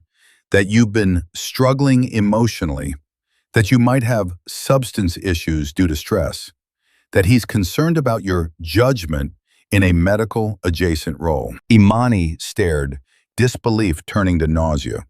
She could almost hear Trent's voice using those phrases, smooth and careful, as if he were doing her a favor by making her smaller. Jada's hands clenched. "He's trying to take her credibility. He's trying to preempt it," Miles corrected. "If the public believes you're unstable, then when you accuse him, it looks like retaliation. He's building a soft landing for himself." Imani forced herself to breathe slowly. The ICU had taught her that panic made machines scream, and she refused to give Trent even that. "How is he getting this out so fast?" she asked. Miles flipped a page. A blogger with a women's wellness brand posted it first. Then a local news account repeated it. Then an influencer picked it up and added a mental health caption. Imani's mouth tightened. "Mental health," she echoed. "He's using that to silence me." "Yes," Miles said quietly, "and it works because it sounds compassionate." Jada's phone buzzed again. She glanced down and swore under her breath. "He's not done." She held the screen toward Imani. A new post, fresh, shared widely. A photo of a hospital hallway with the caption, "Pray for Trent Hale. Hard to love someone who won't accept help." Imani's fingers curled into the blanket. He wants people to think I'm dangerous. Miles shook his head. Not dangerous. Unreliable. Dangerous makes you a villain. Unreliable makes you dismissible. Imani stared at the ceiling, eyes burning. She thought of all the times she'd been told to be composed, to be professional, to never give anyone a reason to label her angry or unstable. She had lived her life inside a narrow hallway of acceptable emotions. Trent was turning that hallway into a trap. A knock came, and before anyone answered, Trent's sister stepped into the room with two older women behind her. Women in tasteful coats, hair perfectly set, expressions crafted for public sympathy. Charlotte Hale wore pearls and a soft smile that looked like kindness until you noticed it didn't reach her eyes. "Oh, Imani," Charlotte murmured, stepping closer as if she were visiting a charity patient. "We've been so worried." Jada shifted subtly between Charlotte and the bed. Miles didn't move, but his presence filled the room with legal gravity. Charlotte's gaze flicked to Miles, then back to Imani. "We just want to make sure you're safe," she said. "Trent is devastated. He's been carrying so much." Imani felt her stomach turn. Carrying so much, like he was the wounded party, like her bruised body was an inconvenience he had heroically survived. Charlotte reached into her purse and pulled out a folded document. "We brought something to help. A care plan. A recommendation." Imani's eyes narrowed. "A recommendation?" Charlotte's smile stayed soft. "A psychiatric evaluation, just to clear things up. The internet can be cruel, you know. People are saying all sorts of things, and we think it would be best if you cooperated for your own good." There it was, the trap laid in velvet. If Imani refused, she would look defensive, unstable. If she agreed, Trent would have a file he could weaponize forever. A diagnosis, a suggestion, a hint of fragility he could hold up like proof that her reality couldn't be trusted. Imani's voice came out steady, almost gentle. "You came here with reporters downstairs, didn't you?" Charlotte's eyes widened slightly. "What?" "No." Jada's laugh was cold. "There are cameras outside the elevators." Charlotte's smile flickered, then recovered. "We can't control what people do." Miles spoke for the first time, calm as a judge. "Ms. Hale, I'm counsel for Ms. Brooks. Any medical decisions will be made by her, in consultation with her physicians. If you attempt to interfere, I'll document it and pursue remedies." Charlotte's face tightened. "Counsel," she repeated, as if the word offended her. "Imani, you really want to do this? Turn this into a war?" Imani looked at Charlotte and saw the strategy clearly now. The Hales didn't need to win in court first. They needed to win in public. They needed her to look unstable long enough for the world to stop listening. Imani spoke slowly, each word placed with care. "You don't want me safe," she said. "You want me quiet." Charlotte's smile froze. Imani continued, voice still soft. "And you want people to believe Trent is a man suffering under a difficult wife." Charlotte leaned in, lowering her voice, trying to sound intimate. "Imani, please, this isn't good for you. You're fragile right now. Let us help you get the support you need." Fragile. Another velvet word with a blade inside. Imani met her gaze without flinching. "I am injured," she said. "I am not unreliable." Jada's phone buzzed again, relentless. A new notification. More sharing, more comments. The smear was spreading faster than truth ever did. Miles closed his folder with a controlled snap. "We are done here," he said to Charlotte. "Leave." Charlotte's eyes flashed with indignation. "You can't." "Yes," Miles replied evenly. "We can." Charlotte hesitated, then straightened her pearls, rearranging her face back into pity. As she turned to go, she paused at the door, looking back at Imani with a softness that was pure performance. "I hope you get better," she said sweetly. "Trent really tried." The door clicked shut behind them. Imani stared at the blank space they left, her body aching, her name being dragged through the city like something disposable. Jada stepped closer, voice low. "He's trying to make the world doubt you before you speak." Imani swallowed, tasting metal in her mouth, anger held too tightly. Miles's voice cut through the noise with calm precision. "This is the phase where most people break," he said. "Not because they're guilty, because they're exhausted." Imani closed her eyes for one beat, feeling the weight of it all. The headlines, the insinuations, the way unstable could swallow a woman whole. Then she opened them again. Her voice was quiet, but it didn't shake. "Then we don't speak like people," she said. She looked at Jada, then at Miles. "We speak like evidence." On the fifth night, the rain outside Harborview changed its rhythm. It stopped sounding like weather and started sounding like a metronome, steady, deliberate, counting down to something. Imani lay awake in the dim hospital light. Her phone finally returned but powered off, sealed in an evidence bag like a contaminated object. Jada had insisted. Miles had agreed.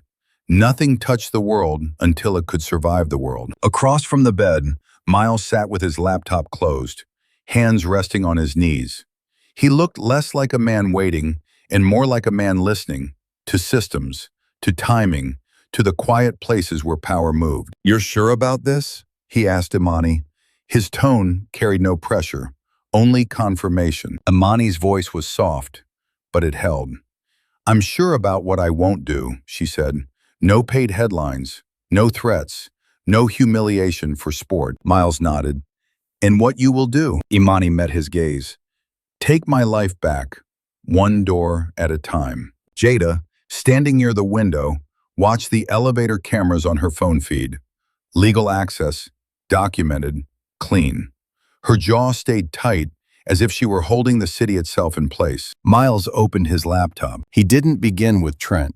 He began with institutions. That was the difference between brute force and a counterstrike. "Step one," Miles said quietly, "is removing his ability to touch you through other people." He typed, then turned the screen slightly so Imani could see.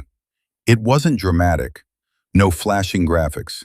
Just an email draft addressed to Harborview's compliance office, the chief nursing officer, and the patient advocacy director.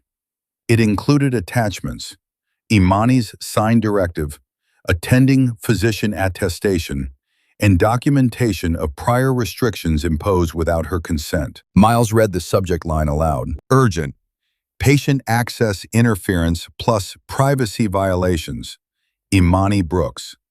Imani's chest rose slowly. "He'll say it was for my safety." Miles's fingers paused over the keyboard. "Then the hospital will ask what they always ask when safety is cited. Where is the documentation and who authorized it?" He hit send. The message left like a clean blade sliding into the spine of a machine. Jada exhaled, controlled. "That's one." Miles didn't look up. "Not yet." He opened another file. This one, not an email, but a formal letter on Foundation letterhead. Brooks Foundation, Ethics and Compliance Review Request. Imani's stomach tightened at her father's name. It still felt like a ghost in her mouth. But the letter wasn't emotional. It was procedural. It asked questions the way scalpels ask questions. Miles spoke without drama. "Your father funds a patient safety initiative that audits partner hospitals when there are allegations of access interference, coercive consent, or conflicts of interest." Imani's eyes narrowed. "So he can punish them." Miles shook his head once. "So he can require accountability. The hospital can ignore gossip. It can't ignore a documented compliance inquiry tied to funding and public trust." He sent that one too. Outside, the rain continued, steady, indifferent. Inside, you could almost hear the gears begin to shift. 30 minutes later, a charge nurse entered with a new stiffness to her posture, followed by a woman in a blazer with a patient advocacy badge clipped to her lapel. "Miss Brooks," the advocate said gently, "I'm here because we received a compliance escalation regarding your visitor restrictions and privacy protections." Imani's mouth went dry. "Yes." The advocate's expression remained neutral, but her eyes held concern. "It appears that certain access limitations were requested by your spouse without your explicit consent, and that staff were instructed to defer medical updates through him." Jada's gaze sharpened. That happened. The charge nurse swallowed. We're reviewing it. The advocate turned back to Imani. I want to be clear. You are alert, oriented, and competent. You have the right to designate who receives your information, and you have the right to refuse visitors, including family members. Imani felt something in her chest loosen, not because the hospital suddenly cared, but because the record now belonged to her. I want Trent Hale removed as a point of contact, Imani said evenly. Effective immediately. The advocate nodded. We can implement that today. The charge nurse looked pale. We'll update the chart and alert staff. Imani's voice stayed calm. And I want a copy of every request made regarding my access. Every note. Every instruction. The advocate's eyes flickered with respect. We can provide that through records. When they left, the room felt larger, like someone had opened a window in a place that had been sealed too long. Jada leaned close. He's going to feel that. Miles didn't celebrate. He only moved to the next door. He opened his phone and dialed. Imani heard his side of the conversation. Quiet, precise. The voice of a man whose power came from not wasting words. Yes, Miles said. I'm counsel for Imani Brooks. We're notifying you that Trent Hale has initiated a smear campaign involving allegations of mental instability and substance misuse, while simultaneously leveraging marital status to interfere with medical access. We request an immediate review of any communications your organization received. He listened, then added, This is not a request for special treatment. It's a request for documentation, time-stamped, preserved. He ended the call and looked at Imani. Your employer will be forced to choose between rumor and liability, he said. Most institutions choose liability. Imani swallowed. The smear had been designed to isolate her professionally, to cut her off from income and identity. If that line was severed, Trent's narrative weakened. And Trent? She asked softly. Miles's eyes held hers. He'll try to tighten his grip when he feels it slipping. Jada's phone buzzed again, this time with a different kind of alert. She glanced down, then lifted her gaze, expression hard. He's moving, she said. He just called security and asked to be let up. Told them he's her spouse and there's an emergency. Imani's heart thudded, but her voice remained steady. There's no emergency. Miles stood. That's exactly the point. The word emergency is a battering ram. He walked to the door and spoke to the unit clerk through the glass, showing documentation, pointing to the updated chart notes. His body didn't block the doorway. His paperwork did. When he returned, his face was calm. He's been denied, Miles said. Imani stared at him. Just like that? Miles's voice stayed even. Just like that. And somewhere, in a different part of the hospital, Trent Hale was hearing a sentence he had never expected to hear in a building he thought he owned. No. Jada's phone buzzed again. This time it was a screenshot from a contact in city permitting, an internal notice, brief but devastating in its plainness. Hale Developments, project inspection requested, / compliance review pending. Imani's pulse slowed, not from relief, but from a new kind of clarity. Already? She whispered. Miles nodded once. Your father didn't press a button. He built a structure. Structures don't shout. They simply hold. Imani turned her face toward the dark window. Seattle's skyline blinked softly in the rain, as if nothing had changed. But she could feel it. The first real tremor in the world Trent had arranged so carefully around himself. Access revoked. Not just to her room, to his certainty, to his ability to use other people like extensions of his will. Imani breathed in slowly, tasting disinfectant and rain and something sharper. The beginning of consequences. And for the first time since waking up, she didn't feel like she was waiting for Trent's next move. She felt like she was making him respond to hers. The first counterstrike had been quiet enough to doubt. A denied elevator pass. A corrected chart. A compliance inquiry that looked like nothing more than paperwork to anyone who didn't understand what paperwork could do. But power, when it's real, doesn't arrive like thunder. It arrives like temperature, subtle at first, then undeniable. 2 days later, Miles returned to Imani's room with a different expression. Not urgency, not anger, precision with a faint edge of inevitability. "They've scheduled the meeting," he said. Imani's stomach tightened. "Who?" Miles placed a folder on the tray table. Black, unmarked, the kind of folder that never contained good news for the person being discussed. "Trent's Capital Partners," he replied. "The senior lender, 2 board-aligned investors, and the Project Oversight Council." Jada's eyes narrowed from her chair near the window. Why would they meet now? "Because his access was revoked," Miles said simply. "And when a man like Trent loses access, the people who profit from him start asking what else he's lost control of." Imani stared at the folder. "I'm still in this bed." "And that," Miles said softly, "is what makes it so devastating. You're not even standing, and his world is already recalibrating around the possibility that he's a liability." Imani swallowed. "What happens at this meeting?" Miles opened the folder and slid out a single page. An agenda, clean and sparse. Hale developments, investor risk review, ongoing inspection notice, compliance exposure, reputational management, governance options. Governance options. 2 simple words that sounded like a guillotine. Jada leaned forward. "He doesn't know?" "Oh, he knows something is happening," Miles said. "He just doesn't know the shape of it yet. Trent assumes he's being attacked. He doesn't realize he's being assessed." Imani's voice was quiet. "You're going to show them the USB." Miles nodded once. "Not all of it, not yet. We show what's necessary to create an unavoidable question. Is Trent trustworthy?" Imani stared at him. "And the rest?" "The rest," Miles said, "stays preserved until it can't be bargained away." He closed the folder with a controlled motion. "You won't be there, Imani. Your medical condition makes that impossible. But you will be present in the only way that matters." Jada's jaw tightened. "Through evidence." Miles looked at her.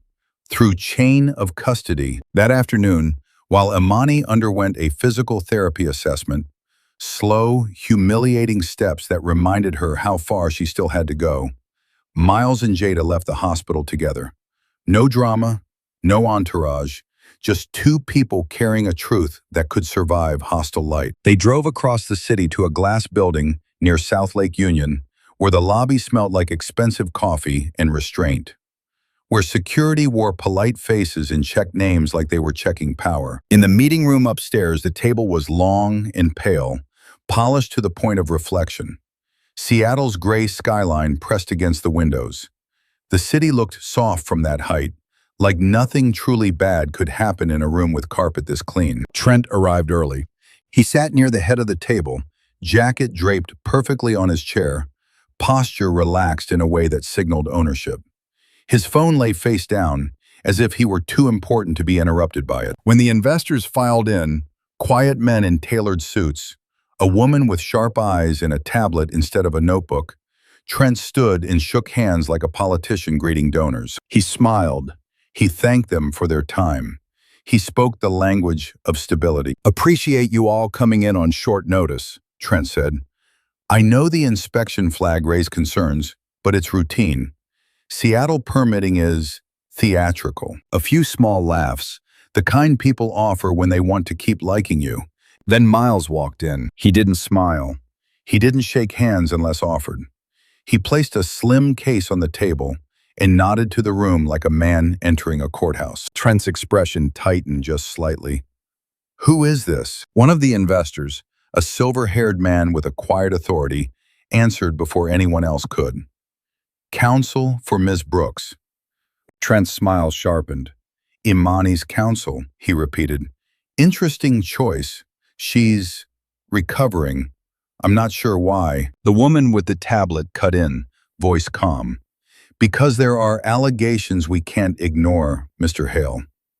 Trent's gaze moved from face to face, searching for loyalty like it was a familiar chair he expected to find under him. "What allegations?" he asked, still smooth, still nice. Miles didn't speak first. He let the room. The silver-haired investor slid a printed document across the table.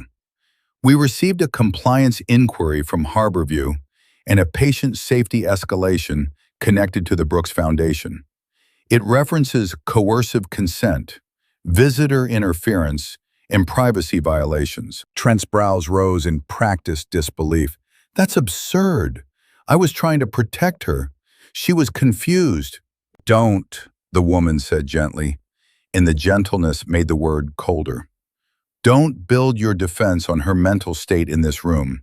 We're not here for that. Trent blinked, thrown off balance. Then why are we here? The silver-haired investor's voice stayed calm. Because if you've mishandled access and consent, you're a governance problem. And if you've lied about it, you're a financial problem. Trent's smile thinned. I haven't lied, Miles finally spoke, quiet and clear. Then the records will support you. He opened the case and removed a single drive. Not the original flash drive, but a verified copy, labeled and sealed. He placed it on the table, then set down a printed chain of custody form. Jada sat at the far end of the room, silent and watchful. Her presence a reminder that this was not gossip. This was procedure. Miles slid the form forward. This contains a limited set of documents relevant to risk exposure. It includes evidence of undisclosed financial activity routed through a secondary account and payments tied to an auto repair shop connected to Miss Brooks's vehicle. The room went still. A man in a navy suit, counsel for the lender, leaned forward. Undisclosed account? He asked. Trent's jaw tightened. That's... The woman with the tablet lifted her eyes. Is there a second account, Mr. Hale? Trent laughed softly, as if they were being dramatic. We have various operational accounts. Answer the question, the silver-haired investor said, voice still calm. Yes or no? For the first time, Trent hesitated. It was tiny, a fraction of a second. But in rooms like this, hesitation is a confession. Yes, Trent said at last, but it's discretionary. It's not... Miles placed a printed spreadsheet on the table, the relevant line highlighted with clean, yellow marker. A payment amount, a date, a recipient name. The lender's counsel studied it, then glanced up. Why wasn't this disclosed? Trent's cheeks flushed. It's not material. The woman's voice stayed mild. Everything is material when it looks like concealment. Miles added, there are also communications referencing a project labeled RAIN. These include statements about ensuring a brake line failure would appear weather-related. The room didn't react with shock. People with money rarely show shock. They reacted with something colder, distance. One investor leaned back slightly, as if Trent had begun to smell wrong. The silver-haired man folded his hands. Mr. Hale, he said, do you understand what this implies? Trent forced a smile. It implies someone is trying to destroy me. No, the woman said, eyes steady. It implies you may have destroyed yourself. Trent's nice version tried again, voice softening, warmth returning like a light switched on in panic. This is a misunderstanding, he said. She's hurt. She's emotional. Her father hates me. You know how these families... The lender's counsel looked at him with professional boredom. We don't care about family dynamics. We care about fraud exposure. And in that, not because anyone raised their voice, because no one needed to. Trent's smile started to falter at the edges. His hands, once relaxed, tightened around his pen. He glanced toward the door once, as if expecting someone to interrupt, to rescue him, to change the subject. But no one did. In rooms like this, there is no rescue. Only reassessment. The silver-haired investor spoke again, each word placed like a verdict. Effective immediately, we're commissioning an independent forensic audit. Your discretionary account is frozen, pending review. You'll be removed from primary communications with the lender until counsel clears you. Trent's mouth opened, then closed. A freeze you could feel. He had built his life on access to money, to influence, to people who looked away. And in one meeting, in one controlled exchange of documents, access began to vanish in real time. Removed? He repeated, voice finally losing its polish. You can't. We can, the lender's counsel replied, already standing. And we are. The woman with the tablet gathered her things, eyes briefly meeting Trent's. Not with anger, not with triumph, but with a kind of quiet dismissal that is worse than either. "We'll contact you with next steps," she said. Then she turned to Miles. "Counsel, thank you. Please keep the remainder preserved. We may need it." Miles nodded once. "It's preserved." Trent stood there as chairs scraped back and people filed out, their faces already turned toward their own protection. The silver-haired investor paused at the door and looked back at him. "I've invested in you because you promised stability," he said softly. "If you've been staging chaos, you're no longer an investment.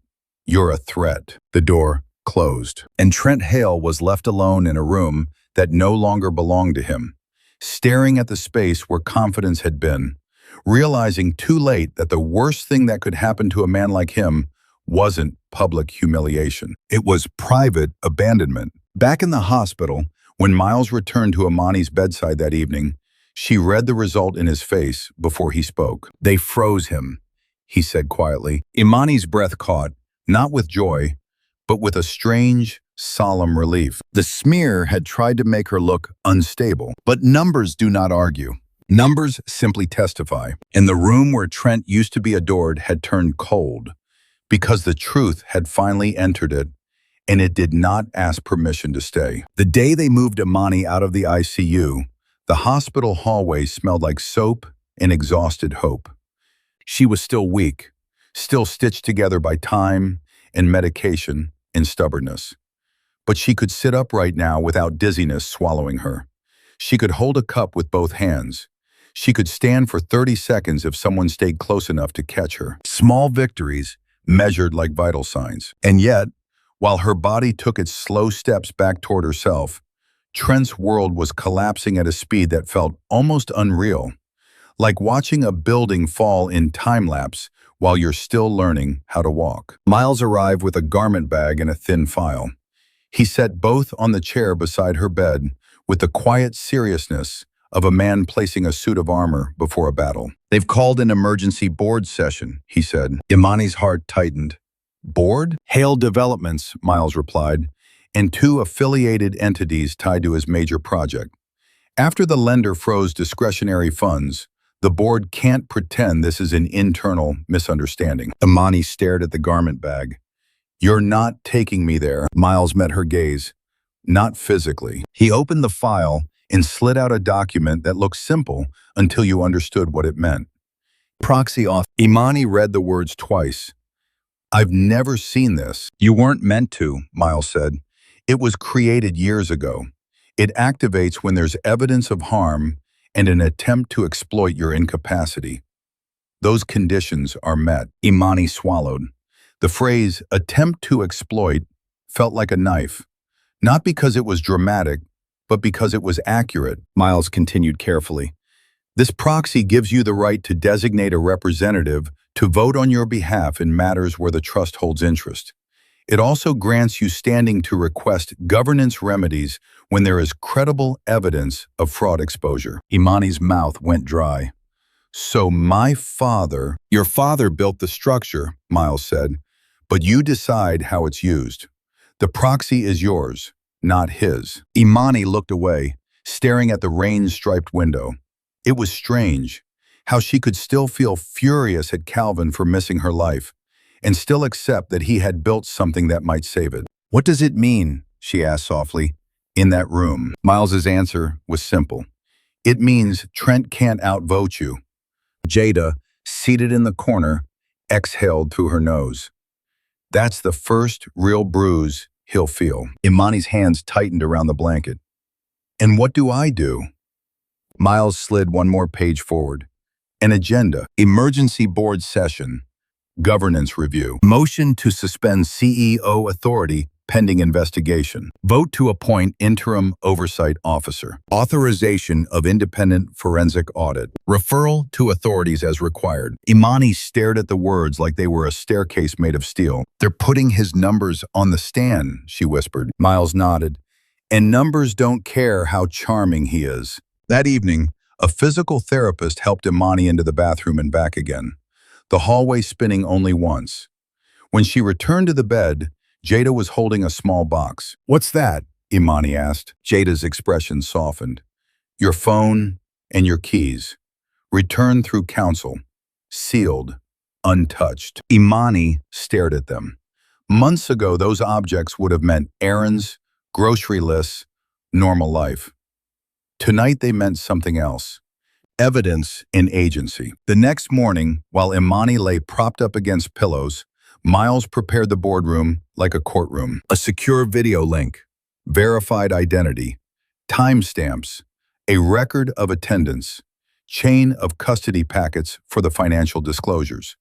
Everything done in the clean language of procedure, because procedure is the only language systems respect when power gets nervous. "You're not going to speak long," Miles told her.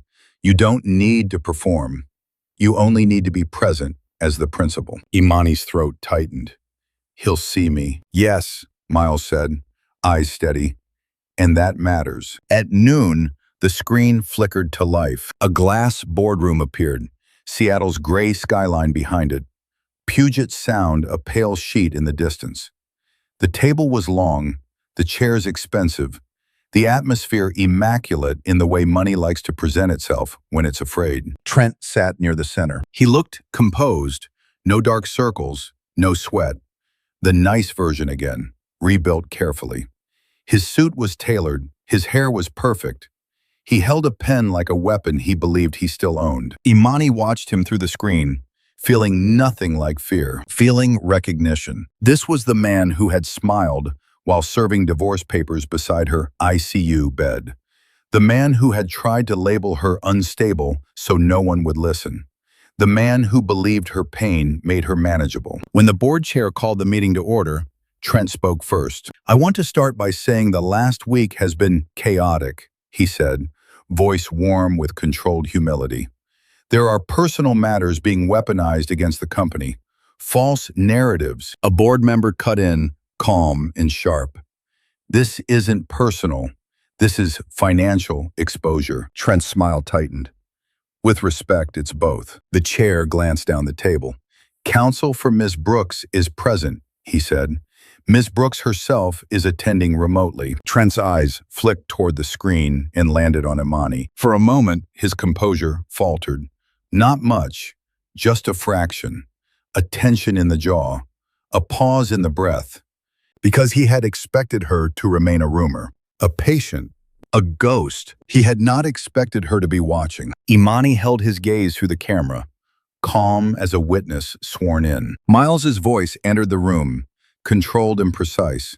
"Ms. Brooks attends as an authorized proxy for the Brooks Trust, a significant holder of financial interest through contingent instruments triggered by documented harm and attempted coercive consent."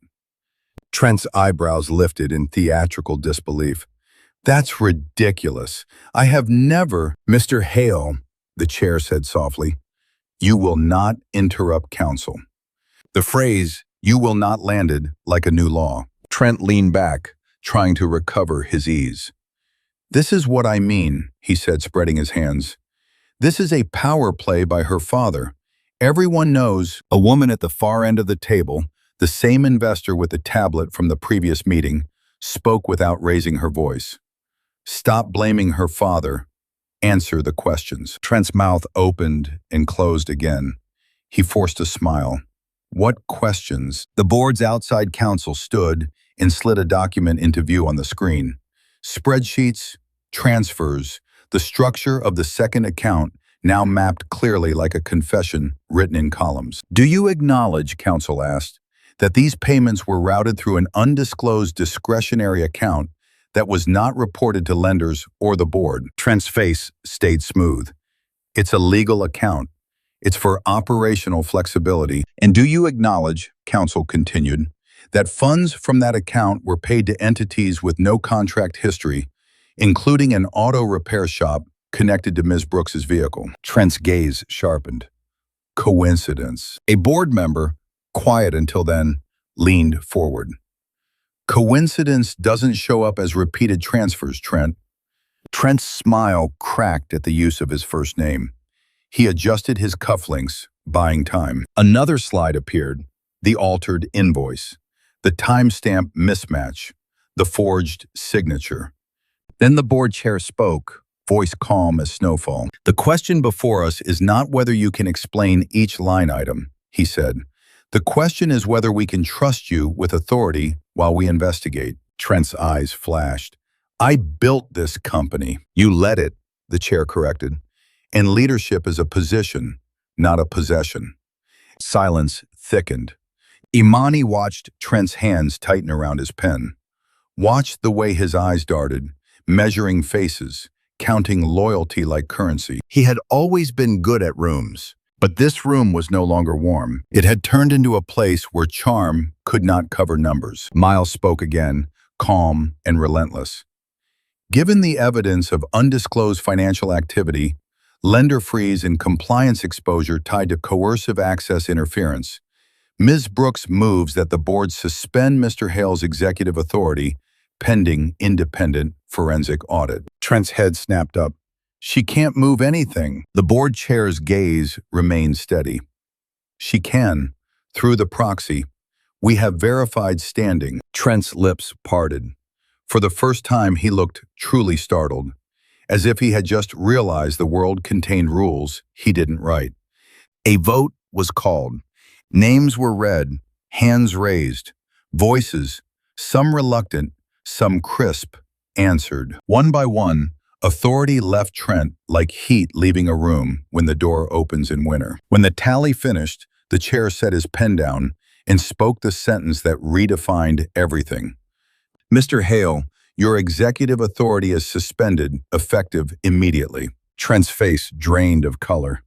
You can't. The chair didn't blink. We just did. Imani felt her breath catch, not with triumph, but with something like grief for the life she used to think she had, for the man she once loved, for the illusion that decency was enough to protect you from someone who wasn't decent. Trent stood abruptly, the legs of his chair scraping the floor, an ugly sound in a room built for softness. This is an ambush, he hissed. This is theft. The investor with the tablet looked at him with quiet disgust. No, she said. This is governance. Outside counsel slid one last slide onto the screen. An interim oversight officer's appointment letter. The chair's voice remained calm. Security will escort you out. Your badge access will be deactivated. You are not to contact staff regarding ongoing investigations. The word deactivated hit like a door slamming shut. Trent stared at the table, at the faces, at the screen where Imani lay in a hospital bed. Alive, watching, not erased. And in that moment, he realized something that made his eyes hard with panic. He could no longer control the story, because the story had stopped being about her emotions. It was about his numbers. And in the boardroom, under oath, under scrutiny, under the cold light of governance, his numbers had finally been forced to tell the truth. The first loss was silent. A small rectangle of plastic stopped working. Trent stepped into the elevator of Hale Developments the morning after the board vote with the same posture he always wore, upright, confident, untouchable. He tapped his badge against the reader without looking at it, already thinking about who he would call, what favor he would demand, which face he would charm back into place. The reader blinked once, read. He tapped again, harder this time, as if force could restore authority. Read again. The security guard, young, polite, suddenly firm, shifted his weight. Mr. Hale, he said carefully, I'm going to need you to step aside. Trent's smile was thin. There must be a mistake. It's not a mistake, the guard replied, eyes flicking to the tablet in his hand. Your access has been revoked. Revoked, a word that didn't argue. A word that didn't care what he'd built. Trent stood very still for a moment, like a man trying to hold his world in place through sheer will. Then he turned, shoulders tight, and walked out of his own building as if he were leaving someone else's. That was hour 1. By hour 6, the lender called his line and didn't bother with warmth. A voice, professional, detached, left a message on his voicemail. Loan covenant review triggered. All discretionary draws suspended. Immediate disclosure required. Failure to comply will initiate default proceedings. Trent called back. He was placed on hold. Not by a receptionist, by a system. At hour 9, he tried to reach his general counsel and found the call forwarded to an interim office. An assistant he didn't recognize answered with a careful tone. "I'm sorry, Mr. Hale," she said. "Mr. Decker is in a closed meeting.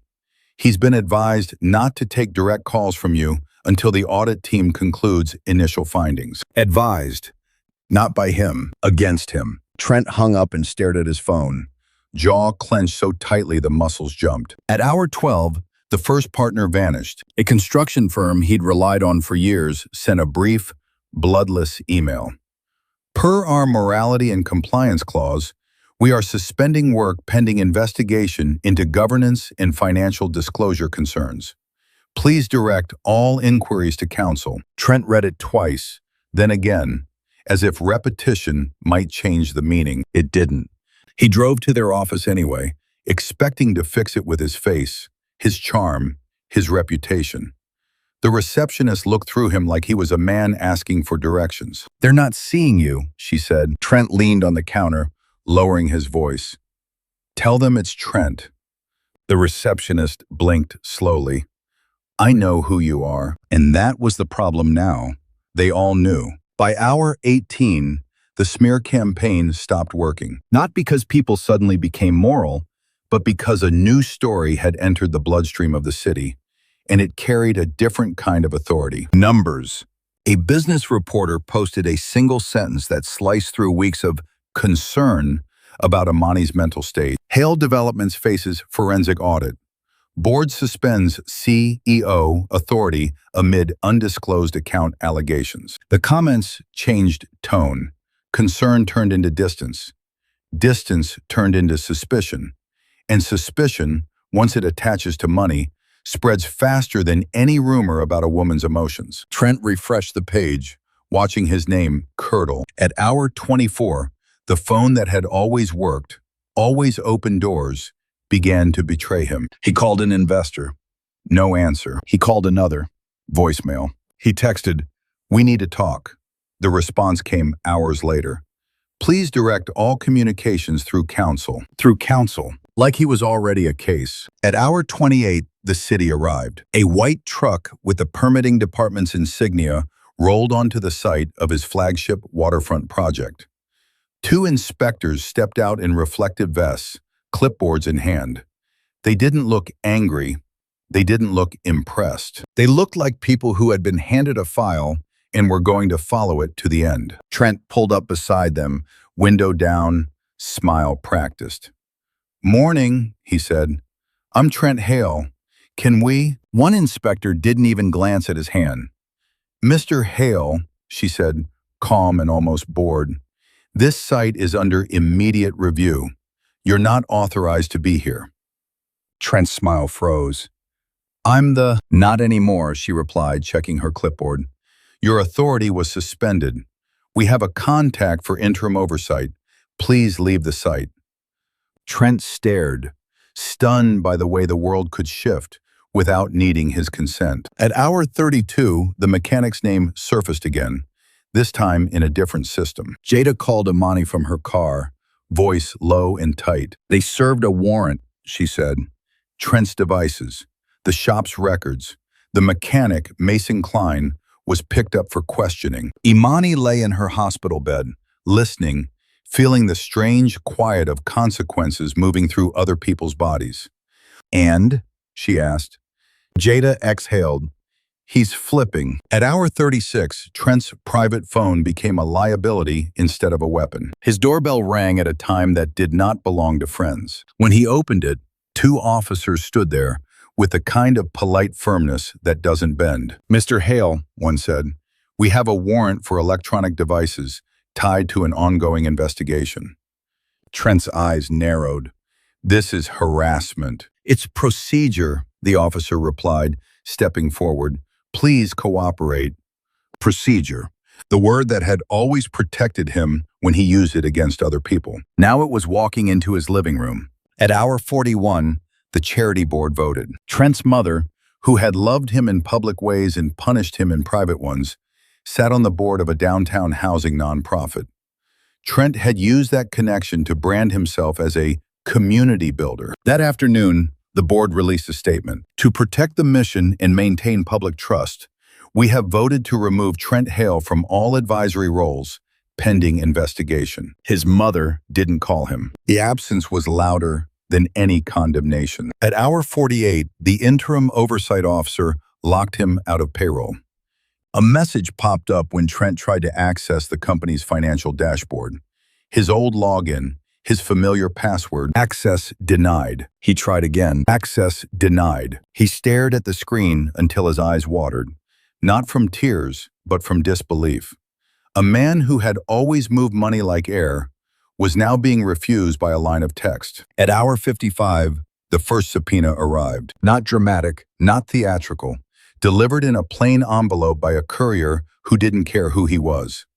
Inside were pages of legal language that spelled out the world in terms Trent couldn't charm. Produce records, provide communications, appear for deposition. At hour 60, the final illusion died. Trent walked into a cafe near his office building, one of the places where people used to stand when he entered, smiling like they were lucky to be in his orbit.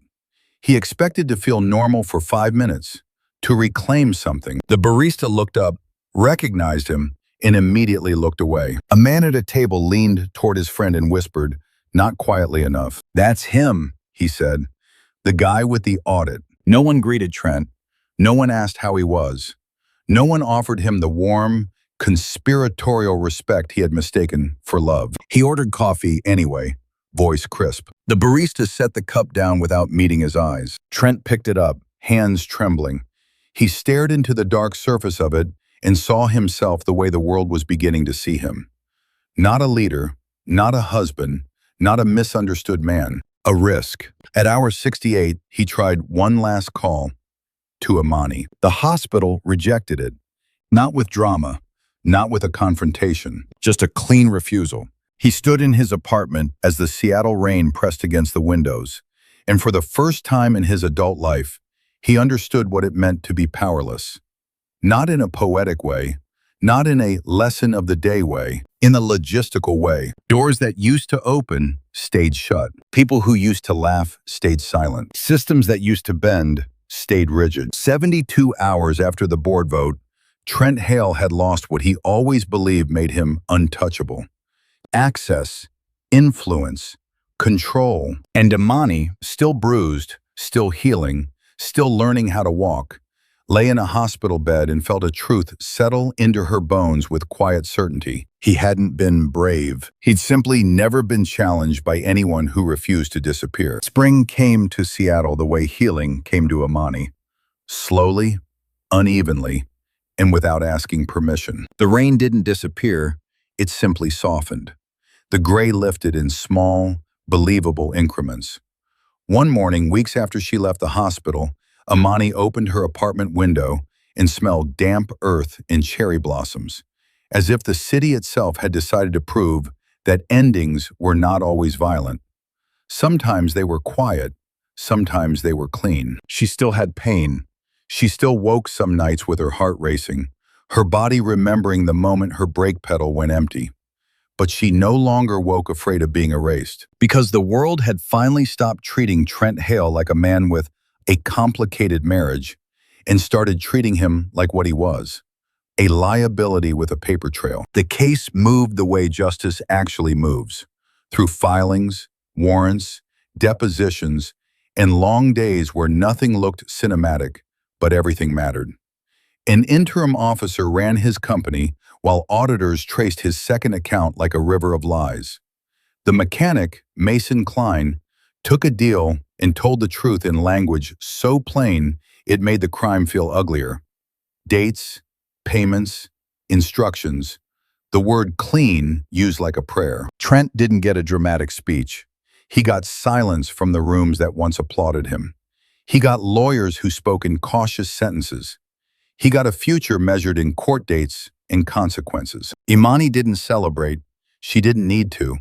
Her victory wasn't his humiliation. Her victory Was her life returning to her hands? On a bright Saturday morning, she met Sloane Mercer in a small cafe with sunlit windows and imperfect wooden tables.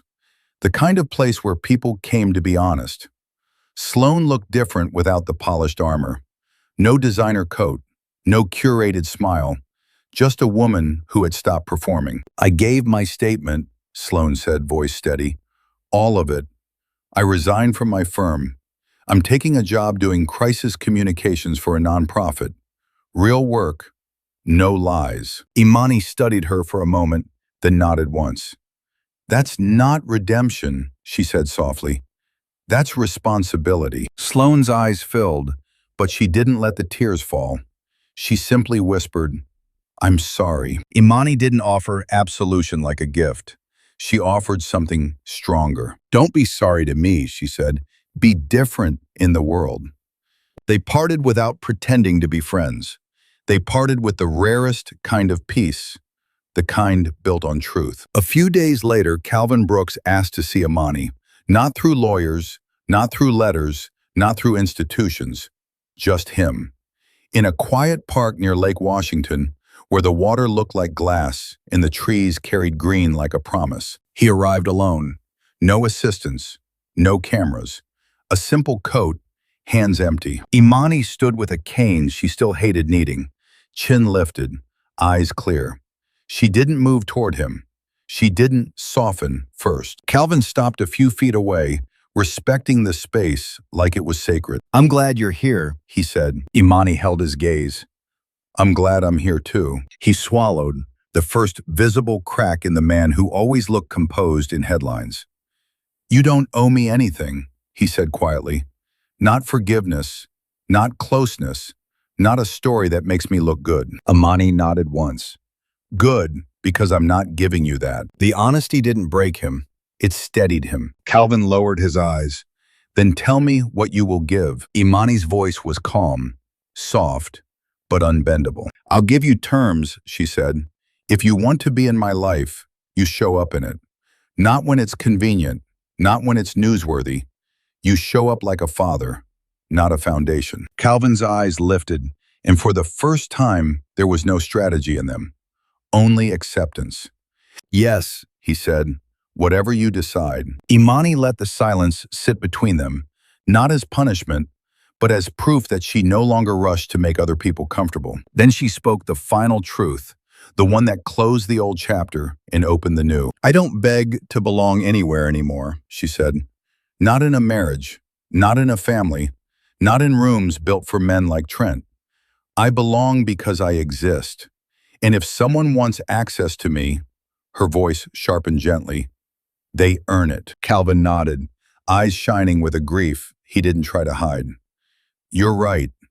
Imani turned toward the water, breathing in the clean air, feeling the city's spring settle into her lungs like permission. She hadn't won by becoming ruthless. She had won by becoming unmovable. And if this story hits something inside you, if you've ever watched someone try to rewrite your reality or make your pain look like your fault, tell me in the comments, what boundary did you finally set that changed your life?